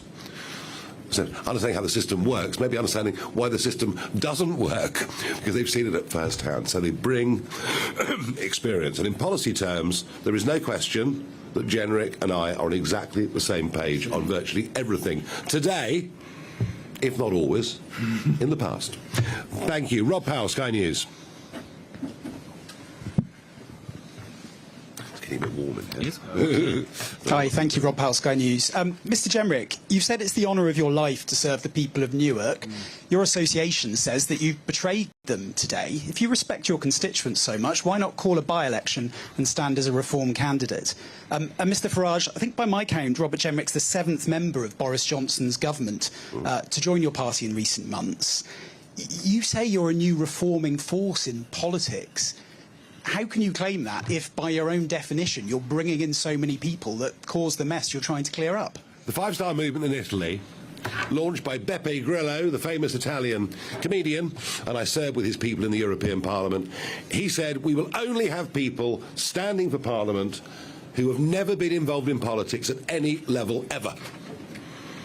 And they got lots of votes, and lots of MPs, and they went into coalition government. And guess what happened? It was a complete catastrophe because no one knew what to do. And I am proud of the fact that we're going to have candidates standing from all walks of life, all different disciplines. Very, very few what you would consider professional politicians. But we have to have some. We've even seen it in our county councils. You know, Richard's been going around the country. Lancashire, for example, we have a guy who'd run a district council for years, knows what he's doing. He was able to go into Lancashire County, get a grip of it on day one, whereas for others, it's taking a bit longer. If we win the next general election, the public won't give us very long. The public will say, you guys are the last chance saloon. Yeah. Unless you guys can get control of our borders, unless you guys can start gripping the issues that really affect our lives, you know, we'll lose faith in you, perhaps very, very quickly. So we need the experience, and I think that's absolutely vital. Well, and to your point, Rob, I haven't seen whatever this central office press release is that you're referring to, but look, I don't intend to call a by-election, but I'll say this to you. I was elected at the last general election against every poll, all the MRP polls and whatever that journalists like yourself were putting out. And that, I believe, was because my constituents knew that I stood up for them. I was willing to do things which are difficult, sometimes be very independent-minded. They respected the fact that I had resigned from the last Conservative government. In fact, there were a lot of reform voters in Newark who decided to bite their tongue and not vote reform and to vote for me at the last general election precisely because of that. And my constituents know that I'll continue to do that, to be the strongest possible voice for them and for the issues that they care about. And, above all, to hold this failing Labour government to account. The thing that unites most people in my constituency is this. They want Starmer out, and they want a good government in that's going to fix our country. And I am convinced that this is the only way that we can achieve that, and I must play my part in that. Shihab Khan, ITV News. Shihab Khan, ITV News. Robert Jenrick, my first question is to you. You've been very scathing of your previous colleagues. You've said that the Conservative Party contributed to the breaking of Britain, yet in that period you served in a number of roles. You were Housing Secretary, you were a Health Minister, you were an Immigration Minister, you were in the Treasury. My question to you is, did you contribute with your actions and did you play a part in what you say is the breaking of Britain? And Nigel Farage, my question to you is, the man sitting next to you is clearly very ambitious. He ran to be leader of the Conservative Party. Can you trust that he doesn't want to be leader? I think we've just given away the idea of being leader of a political party, if I may say that. Look, no one joins reform unless they believe that Nigel Farage is the best man, not just to lead this party, but to lead our country. That is why I've done this. That's why I've put aside my own personal ambition, whatever the bookies say about being leader of the Tory party. I've done it because I think Nigel is the man to lead this country. And I'm going to work every day for the next 3.5 years, or whenever the general election is, it may come sooner than that, to make sure that happens. Thank you. Gary Gibbon, Channel 4 News. Thank you very much. Do you think, Robert Jenrick, this is an inflection point for the Conservative Party, that if you'd become leader, first attempt or even the second attempt, if that had happened, there might have been a pre-election pact, a possibility of that with reform. The chances of that are now zero. And Nigel Farage, the question you were just asked, I mean, a few people have been texting me listening to Robert Jenrick saying that sounded like a leadership bid. Would he make a good successor?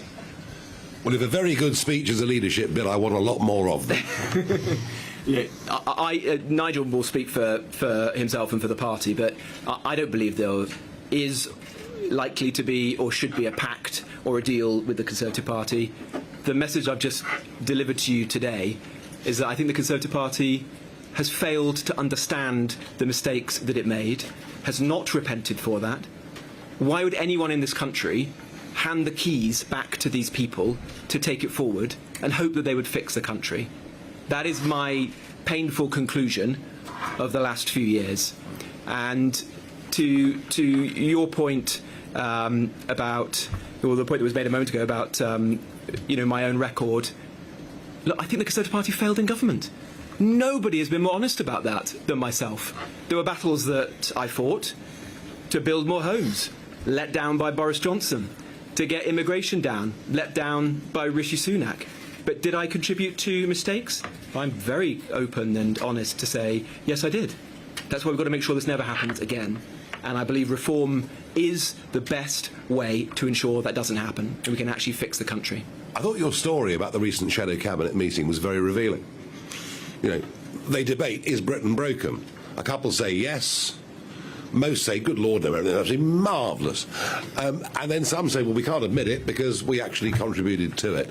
And so I'm actually, yes, I am prepared to accept those who put their hands up and say we failed. And bear in mind, Gary, you know, I put a level of trust in the Conservative Party back in 2019 at that election. And I, like many millions of others in Britain, feel betrayed by them. And you only do deals, you only shake hands with people you trust. And we are going to replace them. And they will cease to be, I repeat, a national political party after May the 7th this year. Just you watch. And if I may say on your question about an inflection point, I do think we are at an inflection point. Perhaps a slightly different one to the one that you were suggesting, but there are many millions of people in this country who voted Conservative at the last general election. They were often doing so through gritted teeth. Perhaps it was a force of habit.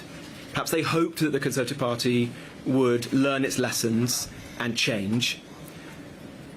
My message to those people is you need to rally behind Nigel and reform now, because it is the only way we will get rid of this failing Labour government, and it is the only way that we will get in a government that is capable, has the will and determination to actually fix the country.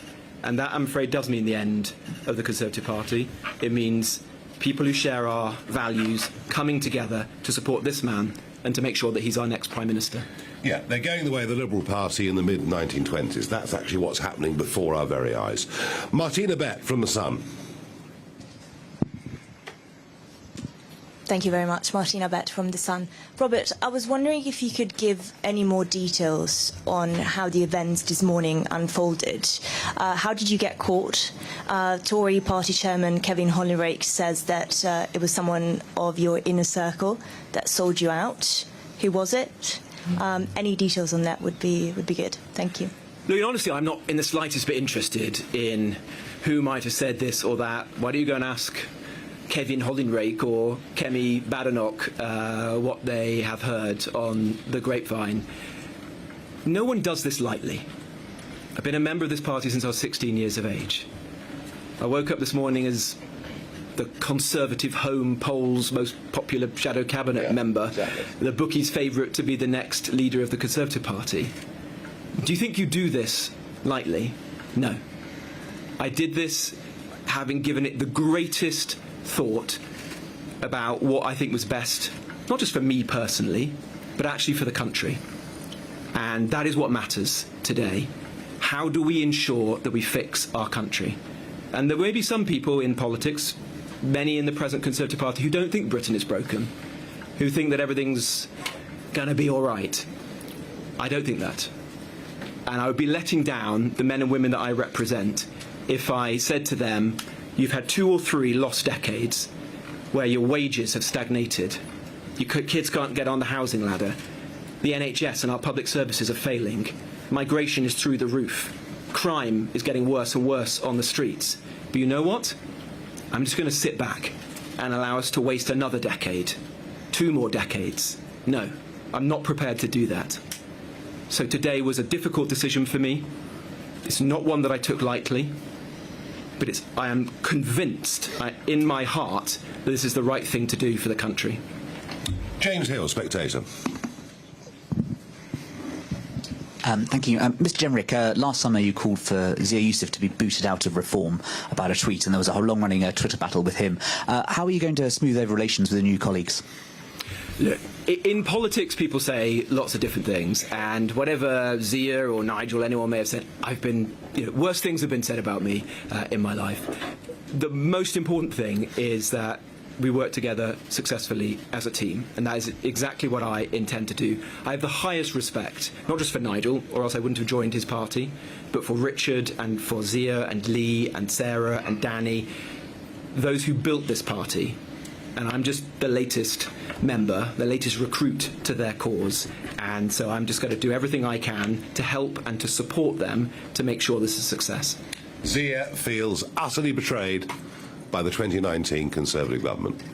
And he wears it on his sleeve, and he pretty much tends to blame every single human being that was involved in it. But I'm teaching him the values of forgiveness. And it'll be okay, I promise you. I'm just the softie in reform, you know. I mean, that's just the way it is. Ellie Wheatley from Guido Fawkes. Farage, if Kemi Badenoch has a change of heart and decides to defect, would you let her into reform too? And Jenrick, if you had to put a number on it, how many Tory MPs do you think will follow you to reform? Well, not the Lib Dems. There's about 70 of them are Liberal Democrats, so they wouldn't come, would they? Look, let's just wait and see what happens. Let me just reiterate the point that I've made a couple of times. If there are Tory, Labour figures out there that want to come to reform, don't think you're joining us on the back of a massive success on May the 7th. Come and join us and help us in that journey to make May the 7th the big day. All right? So that's the very, very simple message. It was said during the war that if Hitler landed in a parachute on the lawn of number 10 Downing Street, that Churchill wouldn't have a clue what to do. And you just asked me a question that I can't really answer. I don't think Kemi Badenoch is going to be applying to join Reform UK. I don't think she's my biggest fan. It simply isn't going to happen. And anyway, she's going to be leader on May the 7th, so she won't qualify, will she? Right, fine. Let's go. Lucy White, Bloomberg. Thank you. You talked earlier, Nigel, about deals and deals to be done between yourself and Robert Jenrick. Mr. Jenrick, what were you hoping to get out of that deal? And do you feel like you might have given away some of, or you might have lost some of your leverage by this being leaked if you were hoping to gain a better position? Well, that would depend whether he was dealing with an honourable person or not, wouldn't it? OK, thank you. We'll move on. A deal is where you talk about the terms upon which someone joins, what they might be able to do for you. I haven't offered him a rank, I haven't offered him a title, I haven't offered him a position, I haven't offered him money or anything like that. We were in conversation, actively in conversation, as to what the best fit was for Robert as part of the front team, joining the people you see in front of you. And a cynic would say his position was weakened, but you know what? I'm carrying on the conversation. Now it's done in exactly the same spirit as I did before. Let us go on to Emilio from Politico. Hi, sorry, I'm here. Hello. A spy. So, I mean, you're condemning the Conservatives for not accepting that they broke Britain. You have sort of touched on this a little bit just now, but I mean, are you accepting that you are part of that group that broke Britain? Which elements would you say that you had a hand in breaking? And are you going to apologise for the public? I think the same that Conservatives need to do. Surely the public needs to hear you apologise for your role in that. And Nigel, I mean, you're both kind of accepting, like, you're completely accepting that the Tories failed and the Tories broke Britain. So you're accepting a failure. Is that the kind of Conservative that you want helping you in government, really? If people are honest enough in public life to put their hands up, to say they got it wrong, to effectively say they're ashamed, that's what Jenrick said. I'm ashamed. How much more do you want from him? What do you want? Sackcloth and ashes? You know, he's already said he's ashamed of some of the things that government did. I think he's pretty much been down that path. And I want people who recognise what went wrong. I want people who understand what re-establishing that bond of trust between the electors and the elected is. And I want people who've got experience of what it's like to live, breathe and work on the front line. It's the experience of failing in government. Well, you know what? Most people who succeed in business have failed in business to begin with. And maybe that's something this country needs to think about a little bit more. That the road to great success very often is littered with failures along the way. The clever people recognise those failures, adapt and change. And I think there's little doubt that in terms of political conviction and thought, that Robert Jenrick has changed enormously over the course of the last decade. I don't think you need to defend yourself any more than you have, frankly.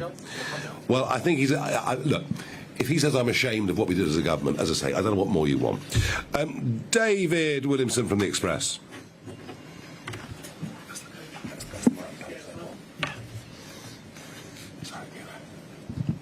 Thank you. One of the questions which will be asked is, the right is now clearly split, and the battle between the Tories and Reform is going to be personally bitter. Do you fear that this is actually going to leave the door open, if there is no possibility of a pact, to an alliance between Labour, the Greens, the Lib Dems and whoever else might be in at the next election?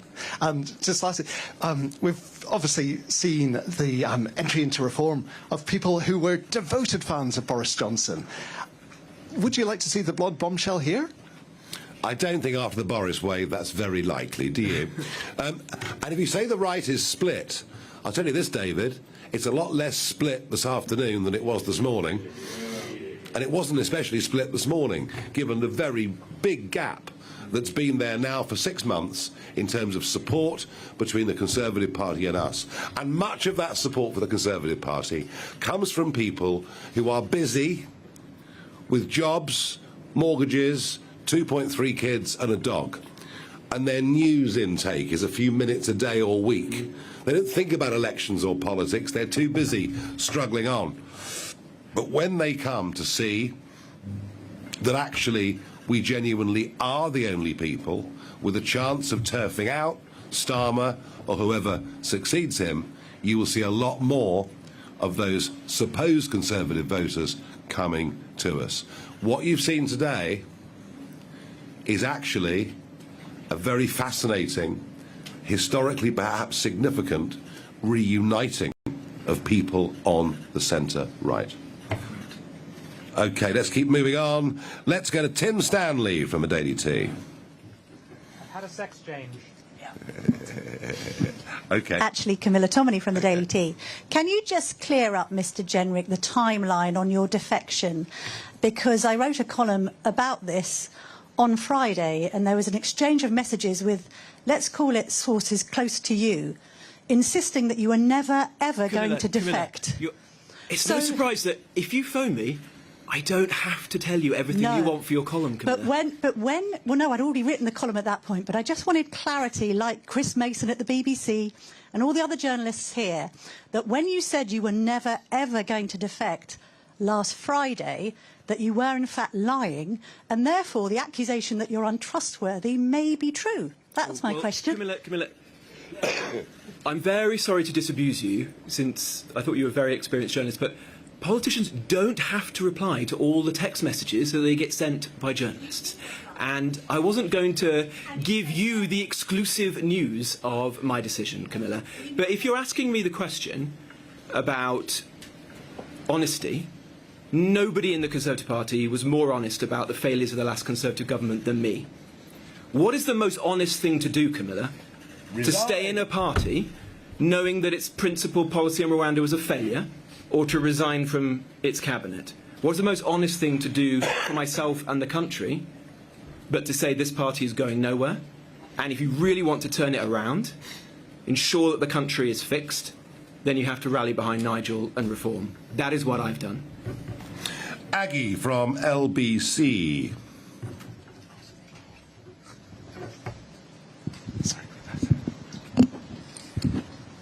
Thank you very much. Aggie from LBC. First to Robert, has your dream of becoming a party leader completely gone, or do you think at some point when, or if, Nigel Farage retires, you might have that dream once again? And also, what happened I thought I got away from all the leadership speculation. What happened to the person If one good thing came about today, it was that.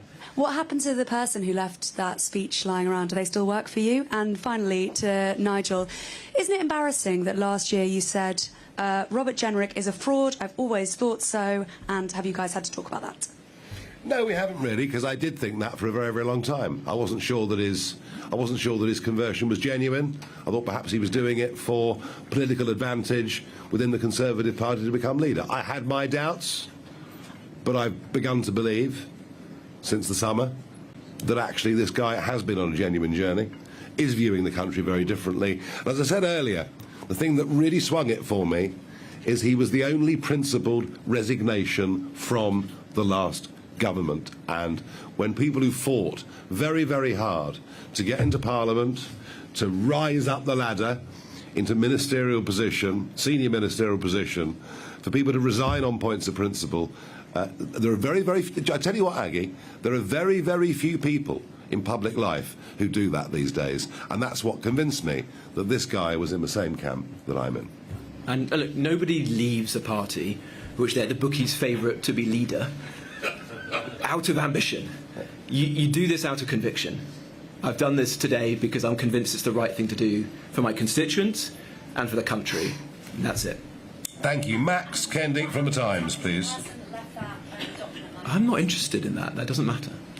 Max from The Times. Thank you.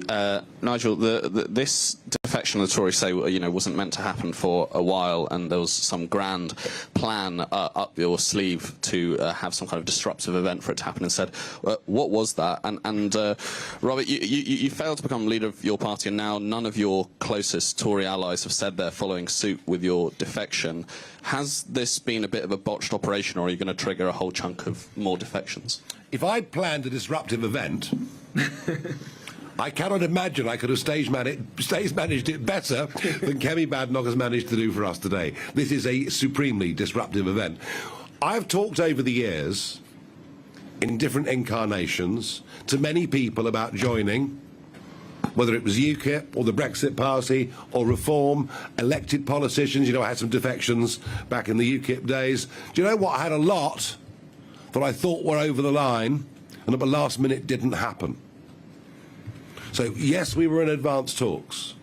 Yes, I was keen to get Robert on our team. And yes, we thought and war-gamed what we might do. But it's never done until it's done. But Kemi's helped bring us together. Isn't that wonderful? Very good. Sorry, what's your question to me?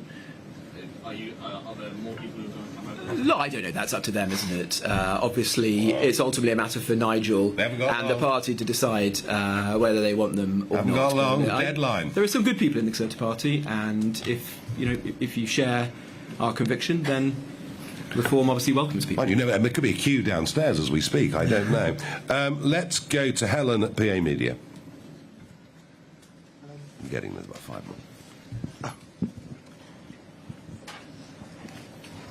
Hello. Mr. Jenrick, Nigel has said that you were talking about potentially defecting, but that had the events of today not happened, that may have never come about. So can you confirm I had resolved to leave. So when you woke up this morning, you thought you would leave at some point? Well, I didn't think I was going to leave today, but I had resolved to leave the party, and that was, as I said, something I'd given a great deal of thought to over a very long time, and the fact that it's happened a little bit sooner, so what? In fact, it means I can get on with trying to help Nigel, help Reform to succeed slightly sooner. And how many of your Tory colleagues have you spoken to about defecting? No one. None at all? No. Okay. And Nigel, you've spoken about a Labour defector coming next week. Yeah, come and join me next Tuesday. It'll be great fun. What level are we talking? Is it an elected I can't remember. Come along on Tuesday. It's open to all of you. It's actually marvellous fun. Right, very good. Let's go to David at the Financial Times.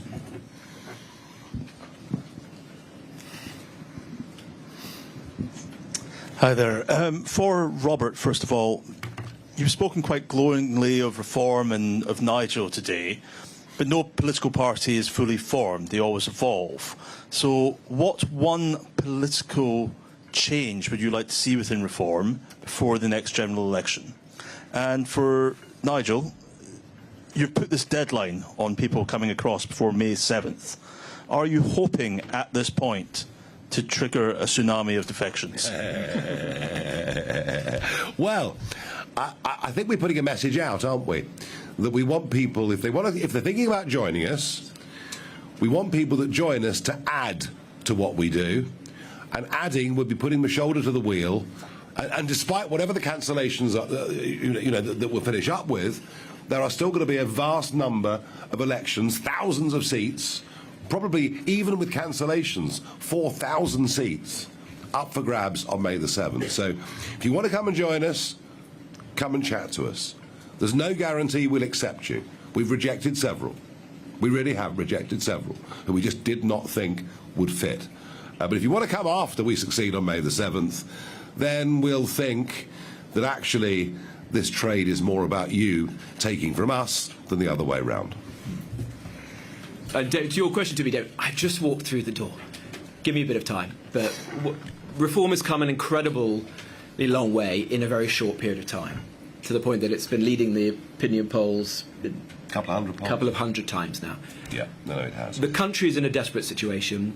Reform is the country's last hope. The work that falls to all of us now is to ensure that we get serious, credible plans that the country can believe in, so that if we're lucky enough to win the next general election, people can have confidence that this will be very different from the failed Labour and Conservative governments of the past. Right, 4 more. Kate from The Independent.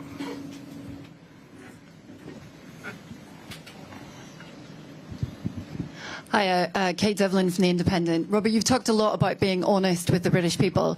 So actually my question is to Nigel, if he's honest about the limitations and things that he doesn't like in reform, will he be allowed to say so, or will he have to toe the party line? Oh no, anybody can come and say anything they want to me.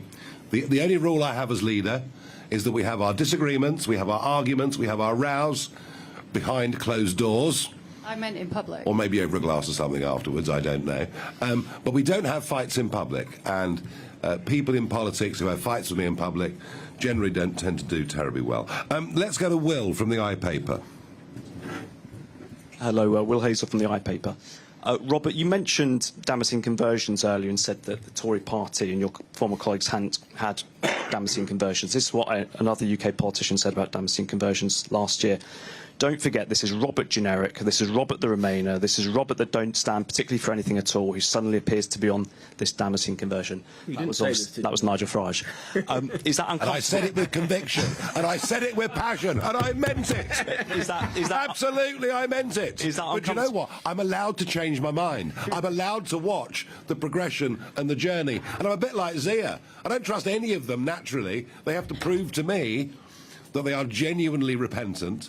And I think what this guy has done, with the energy that he's put into his journalism, into his YouTube videos, into his speeches in Parliament, and talking to people who know him, as I've done, people who know him socially, but outside of politics, I'm convinced that he's not that same person, all right? I'm allowed to change, I promise you, I'm allowed to change my mind. Robert, is that uncomfortable hearing? Some of those comments are quite personal. Oh, please. It's his politics. People say all sorts of things. It's a rough old game, you know. Right, moving on. Dave from The Mirror. Hiya, thank you very much. Do you think your members will accept the man who opened all the hotels, all the asylum hotels, and who boasted about it in that quote? I was the man who, with respect, I was the man who closed 100 of the asylum hotels and then resigned from the last. You said in 2022, I've procured more hotels. Mr. Farage shared that same comment and dubbed you a fraud as a result of it. Do you think your members will forget that? And is there a risk of this looking like someone who's trying to distance themselves from their previous actions? Dave, you know, I don't need people to join me for the sake of it. We've actually done rather well on our own, thank you. But I'm getting people in who are apologetic, indeed ashamed of what they've done in the past, recognise what went wrong, and are determined to get it right. Are our members prepared to forgive those that apologise for past errors and promise to put their shoulder to the wheel to help us and propel us forwards? I believe the answer to that is very firmly yes. Last question, Rowena from The Guardian. Oh, sorry. Rowena Mason from The Guardian. For Robert Jenrick, you've talked to us about honesty and trust, but you said that this morning you'd already made up your mind that you'd already resolved you were going to defect to reform. Would it then have been disingenuous for you to have carried on sitting in the shadow cabinet, knowing, taking in all that information about the Conservative Party, knowing that you were already going to go to a different political party? Look, these things are very difficult decisions. I had resolved to leave. I had conversations with Kemi and with her senior team over the last few days, and we discussed many of the things we've talked about today.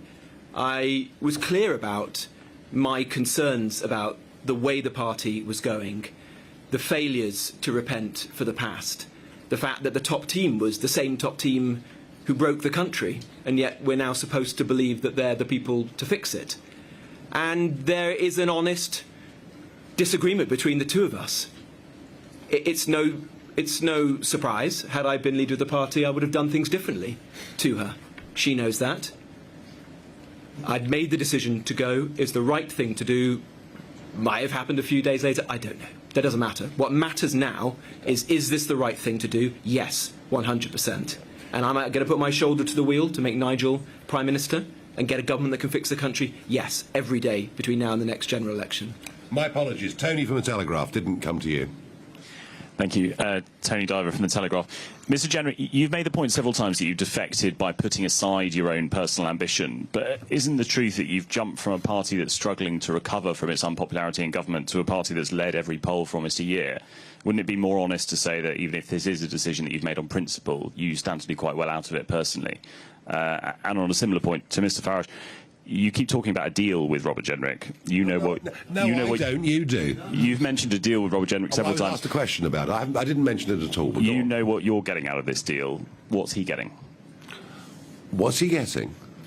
He's getting a committed bunch of troops. He's getting an active People's Army, grassroots movement out around the country with a level of energy and optimism about changing this country that has not been seen in modern British public life. And he is becoming a part of that because he wants to help change the future course and history of this country. So, yes, he has an opportunity with us to do something remarkable. What he's given up is the opportunity to be the leader of His Majesty's loyal opposition in the House of Commons. So on a personal level, he's given up quite a lot. And he will find working for us, working with us, a damn sight harder work than it ever was with the party he was with previously, I promise you. Was there one more? Yes, I apologise. I'm so sorry, Claire. That's okay. Mr Jenrick, there were reports that you were going to bring over 2 allies with you when you defected. Are they true? I haven't spoken to. If you're referring to Conservative MPs, no one tells me about any of this. I haven't spoken to any other Conservative MPs, so that can't be correct. Right. Thank you, everybody. See you all next Tuesday. Very good. Thank you.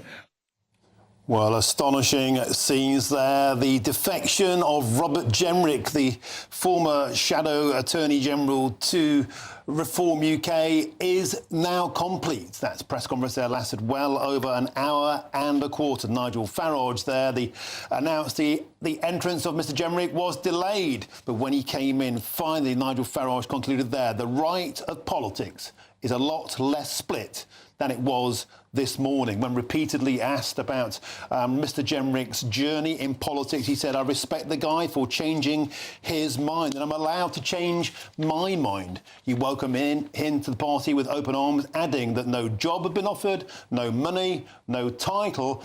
Mr Jenrick was humbly admitting he's the 270-something thousandth new member. He added, I woke up today as the Conservatives' most popular minister and the favourite to be the next leader. And now here I am with Nigel Farage, the man who he said is the Prime Minister we need to save this country. Mr Jenrick said this is the last chance to save the country, echoing what we heard from Donald Trump in the past presidential election. We learned some more detail of the timeline. Mr Jenrick reached out to Nigel Farage in September. We learned events were hastened by the leaking of documents today and from Conservative Central.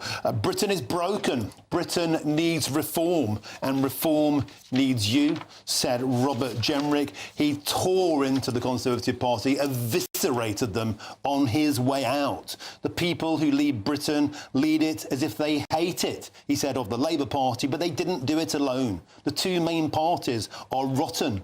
They both broke Britain, and neither can fix it. Both Labour and the Conservatives broke Britain, and neither have the backbone to fix it. In a particularly revealing section, he spoke about how in a ministerial meeting, the question was, is Britain broken? And Mr Jenrick said almost all of the Tory MPs said Britain isn't broken. They couldn't admit it because they broke it, he concluded. The few that did admit it weren't allowed to speak their mind, and he realised a party was in complete denial. He tore into former colleagues. Mel Stride, the Shadow Chancellor, he said he oversaw the explosion of the welfare bill. Priti Patel created the system that allowed 5 million to come into the country. It was eviscerating, it was exciting, it was unmissable, it was expansive, it was just it's going to rock politics for some time to come. And Mr Farage, finally, before I get to my guest Peter Edwards in the studio, said, any other defections, you need to come to me before May the 7th, before the local elections, because after that, the door is closed. Let's get the reaction now from somebody from the political left. I'm joined by the former editor at Labour List, Peter Edwards. Peter, you sat through that, an astonishing press conference. What were your takeaways? It's a big day for the centre-right, but it's really a display of naked self-ambition by Robert Jenrick. Just to skip through his history, he was elected to Parliament as a Cameroon moderniser, espousing a modern form of conservatism years ago. Then he was immigration minister and there was a clampdown. He couldn't do that, resigned in essence in recognition of his own failure and his own protest to his own government. He then stood to be leader of the Tory party and lost fairly heavily. He was then widely seen to be on manoeuvres for the last year or so against Kemi Badenoch, and then as a Conservative suffered further in the polls, he's jumped ship. So it's naked self-ambition by Robert Jenrick. And one thing we know about Nigel Farage is he doesn't like tall poppies. Nigel Farage has been a very successful leader in terms of building support reform, and he doesn't like internal rivals. He likes to keep people in their place. So I foresee more trouble when these two egos collide. Talking about the Conservatives, he said, when I was... You thought about here about the so-called betrayal, you say, of his own brief. He said, when I was the Minister for Immigration, he said there were 23 ministers, but only 1 or 2 were with me. He name-checked Suella Braverman. He painted a picture of a situation he wanted to change, but was unable to do that because of resistance from within his own party. And he did say, the facts are out there on Conservative Home, the most popular Conservative minister right now and the most likely successor to Kemi Badenoch. So surely if he had ambition to be a leader, he'd stay in the party, the Conservatives, wait until this projected evisceration of the Conservatives and Labour after the May elections and become the next leader of the Conservative Party. It would be easier to stick in the Conservatives and be leader than surely try and supersede Nigel Farage. We've got to blow up the myth that somehow Robert Jenrick has given something up. He stood to be leader of the Conservative Party and he lost. That's the opposite of a rising star. He went to the Conservative leadership, said, I'm your man, and they said, no, thank you. We don't want you. So politics is a tough old business. And, of course, that press conference, which was enormously long and about 20 questions, underpinned the other problem for all defectors who've been in government. Because you look back at your record, people like Jenrick say, well, everything I did, I was right, but everyone else on the team who was part of that was wrong. Intellectually, that collapses completely. I would say fair play to any party that takes 20-plus questions from the media. We see a lot of politicians too cowardly to answer even a single one, let alone face hostile questioning from any media out there. That's my personal opinion. Another point that Robert Jenrick made is the Tory party is so compromised it cannot fix Labour's madness. I respect Kemi, but they've doubled down. I can't kid myself anymore. The party doesn't have the stomach. The division, the delusions are all still there. If we don't get this right, Britain will slip into the abyss.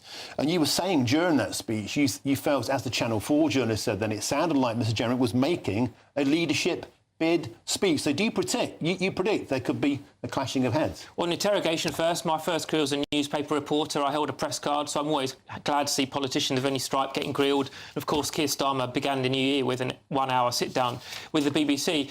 In terms of the clashing of heads and what Jenrick was leaving behind in the Tory party, look, Nigel Farage is you know, and I wish him good health on a personal level because he's had bad health at times. He's going to stay as leader of reform till the general election. We've started to see the reform poll lead come down a bit. They were well into their 20s. Yes, they've led in a couple of hundred polls. Now they're inching closer to the Tories. They were 31% yesterday, but the entire Labour cabinet predicted to lose their seats, 16 to Reform and 6 to the Greens. Don't make out this is the good news for the Labour Party. Well, it's certainly good news for the Labour Party, but I'm very sceptical about all polls, and I don't doubt, by the way, Reform are doing well. You know, let's face reality. But remember, opinion polls told us, for example, that Ed Miliband was on course for Downing Street, and I was a great supporter of Ed Miliband, but actually Labour went backwards in terms of the number of MPs, even though I quite liked his social democratic ideas. So polls do change, and we've seen this, and we've yet to see how Robert Jenrick gets on with his colleagues. But we do know Reform have begun to U-turn on some of their core pledges. So, for example, they campaigned very heavily on immigration, but it looks like we might get down to net zero immigration. That's not a prediction. I'm just going what the analysts say. Then we had the Doge-style cost cutters going to local authorities run by Reform. Actually, they can't cut costs. It's more difficult than just abolishing a diversity course. And they're looking to put up council tax in parts of England where Reform are in power. Let's try and get back to today, rather than banging on about the broader topic. Let's get back to the reality now. We have a hugely experienced and well-respected, and by Conservatives, clearly very well-liked man of experience. Robert Jenrick has just joined the party. No doubt some of them Reform will say, hey, he backed Remain. Hey, he was an immigration minister when immigration was high and out of control. But he does bring experience to the table. And Nigel Farage has said many, many times over the weeks and months, that's what the party lacks. He said it again. Do you think that Reform UK is now stronger when it's Reform UK plus Robert Jenrick? Yes or no? I think they'll be helped organisationally, and I think they'll struggle. That's a yes. No, it's a yes and a no. I think they'll be helped organisationally because they don't have that many people that have held ministerial office, but I think they'll struggle politically. And again, let's look to recent history. It's very hard for someone who's been in government to then go into opposition and get back into government. Look, take Ed Miliband and Ed Balls, both of whom I really like and have huge respect for. They were Labour's offer to the electorate in 2015, and the Tories spent every minute throwing previous Labour government decisions back at them. You saw it today. Everything Robert Jenrick ever did in government, which went quite badly, is going to thrown at him. So you bring experience, yes, but you bring 10 times as much baggage. But if Robert Jenrick is saying he tried his utmost to do something about immigration, he was encumbered by parliamentarians on his own benches who wouldn't let him. There was the trouble of the ECHR. These are real things. And perhaps actually the problem with the Conservative Party, we saw it with Brexit, is that we have two parties. We have a Brexit party, we have a Remain party, we have the same on immigration, the same on taxation, the same on net zero. Maybe the only way to have an actual chance is to join a new party like Reform UK, where there's a strict centre of entry criteria. Isn't that the point? There's a sugar rush in joining a new party, and we saw it today. But I would paraphrase Jenrick's pitch as, I have experience, Britain has all these problems, and guess what? I couldn't solve them when I was in government. You know, we sat together having a chat, watching about 20 questions. No solution suggested, no policies, purely grievance. OK, thank you very much, Peter. Stick with us. Let's get to my next guest now. It's the former chair of the Home Office Select Committee, Tim Loughton. Tim, welcome to the show. It was an expansive and an eviscerating press conference there from Robert Jenrick. What are your takeaways? Well, it was all about Robert Jenrick. I mean, this is no great surprise, I have to say. And I think it makes me angry more than other things. If you want to leave your party, as some of my former colleagues have, then you do it respectfully and discreetly. You don't one day be saying the Conservative Party is the best thing since sliced bread and backing your colleagues, and the next day completely panning all your colleagues, remaining as Conservative MPs, loyally doing their duty on the ticket on which they were elected. So this really angers me, the way this has been done. And frankly, as I've tweeted earlier today, I dealt with Robert Jenrick a lot when I was on the Home Affairs Select Committee and I was very involved with the immigration bill.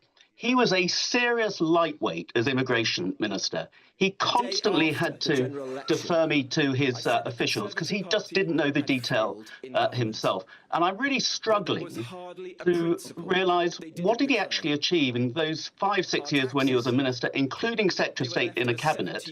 I can't remember a single thing that he actually made a serious change for the good. So frankly, it's good riddance. Welfare explosion. You're saying it's good riddance to somebody. Let me put this to you. You say people were elected. The Conservative Party were elected to get a job done, to cut immigration, to cut taxes. None of that happened. That's the point. Repeatedly, Conservative governments failed to listen to the electorate, failed to do what they were told, and perhaps Robert Jenrick is pointing that out. His own failures were due to the fact his own colleagues wouldn't let him get their job done. Perhaps that's why he's left. Perhaps the problem isn't Robert Jenrick. Perhaps the problem is the Conservative Party. So, Martin, if Jenrick was so disappointed and appalled at the record of the Conservative government for the last 14 years, of which there were some low points, but there was an awful lot for which we weren't given credit to them, why did he stand as a Conservative enthusiastically at the 2024 general election and accept a place in the shadow cabinet? He is just not a team player. And I'm afraid this has been his history when he was a minister. When he was immigration minister, that was one of the biggest challenges in government, and we made some mistakes, but actually some of the solutions we came up with, and particularly the Rwanda scheme, was the only realistic solution for dealing with people coming across the channel, as now this government is finding out the hard way. But he flounced out. Tim, if you're an immigration Tim Loughton, with the greatest of respect, if you're an immigration minister and you have a prime minister, Boris Johnson, who simply opens the doors to the world, the Boris wave has perhaps changed Britain forever to a point where this is the last chance to even save the country. Perhaps he realised he had an impossible brief because all those around him, including the big dog, the Prime Minister, couldn't do anything about it. But Tim Loughton, we have to go now and get to Chris Hope. Chris Hope is man at the moment. Nigel Farage. Chris, over to you. Martin Daubney, thank you. With me now is Nigel Farage, the leader of Reform UK. The doors are closing on defections. How many phone calls have you had since you said that moments ago? I don't know. I've been on stage, but I can feel the phone buzzing. Look, point is, we only want people to come to us who will add to us. I don't want people to come to us because they see us as a life raft for their career. So I've set a deadline of May the 7th. Simple. And next week, a Labour defection? Yes, yeah. I mean, and a Green defection yesterday from one of the councillors. So look, they will attempt to say we're Tory 2.0. We're not. We're a very distinct, different brand. We're appalled by what the last Conservative government did. This government now is even worse, but if there are people like Robert Jenrick prepared to put their hands up and say, I'm ashamed of what we did, and the country needs to be turned around, and they want to put their shoulder to the wheel, they're very welcome. And I tell you this guy, if you look just this morning at Con Home, which is a big online page for Conservative supporters, is by far the most popular member of the Conservative Party. Him coming to us today is in many ways the beginning of the centre-right now beginning to form around the Reform Party. And Canada is the famous Reform Party. I was there, of course, when you unveiled the founder of that at your party conference in September. Is that the model then? You want to just basically take over the Tory party? Yes, because they'll let us down.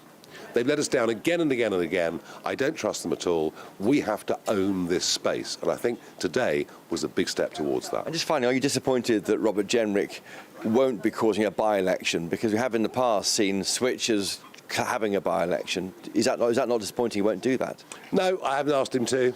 Frankly, we've got a country to save without any distractions. We've got massive sets of elections coming up on May the 7th, although, sadly, many will be cancelled. And no, he's going to get on. He'll be coming around the country with me, helping us with all the things we have to do in London, Wales, Scotland and elsewhere. And no pacts or deals, we're told, with the Tory party or with him at all?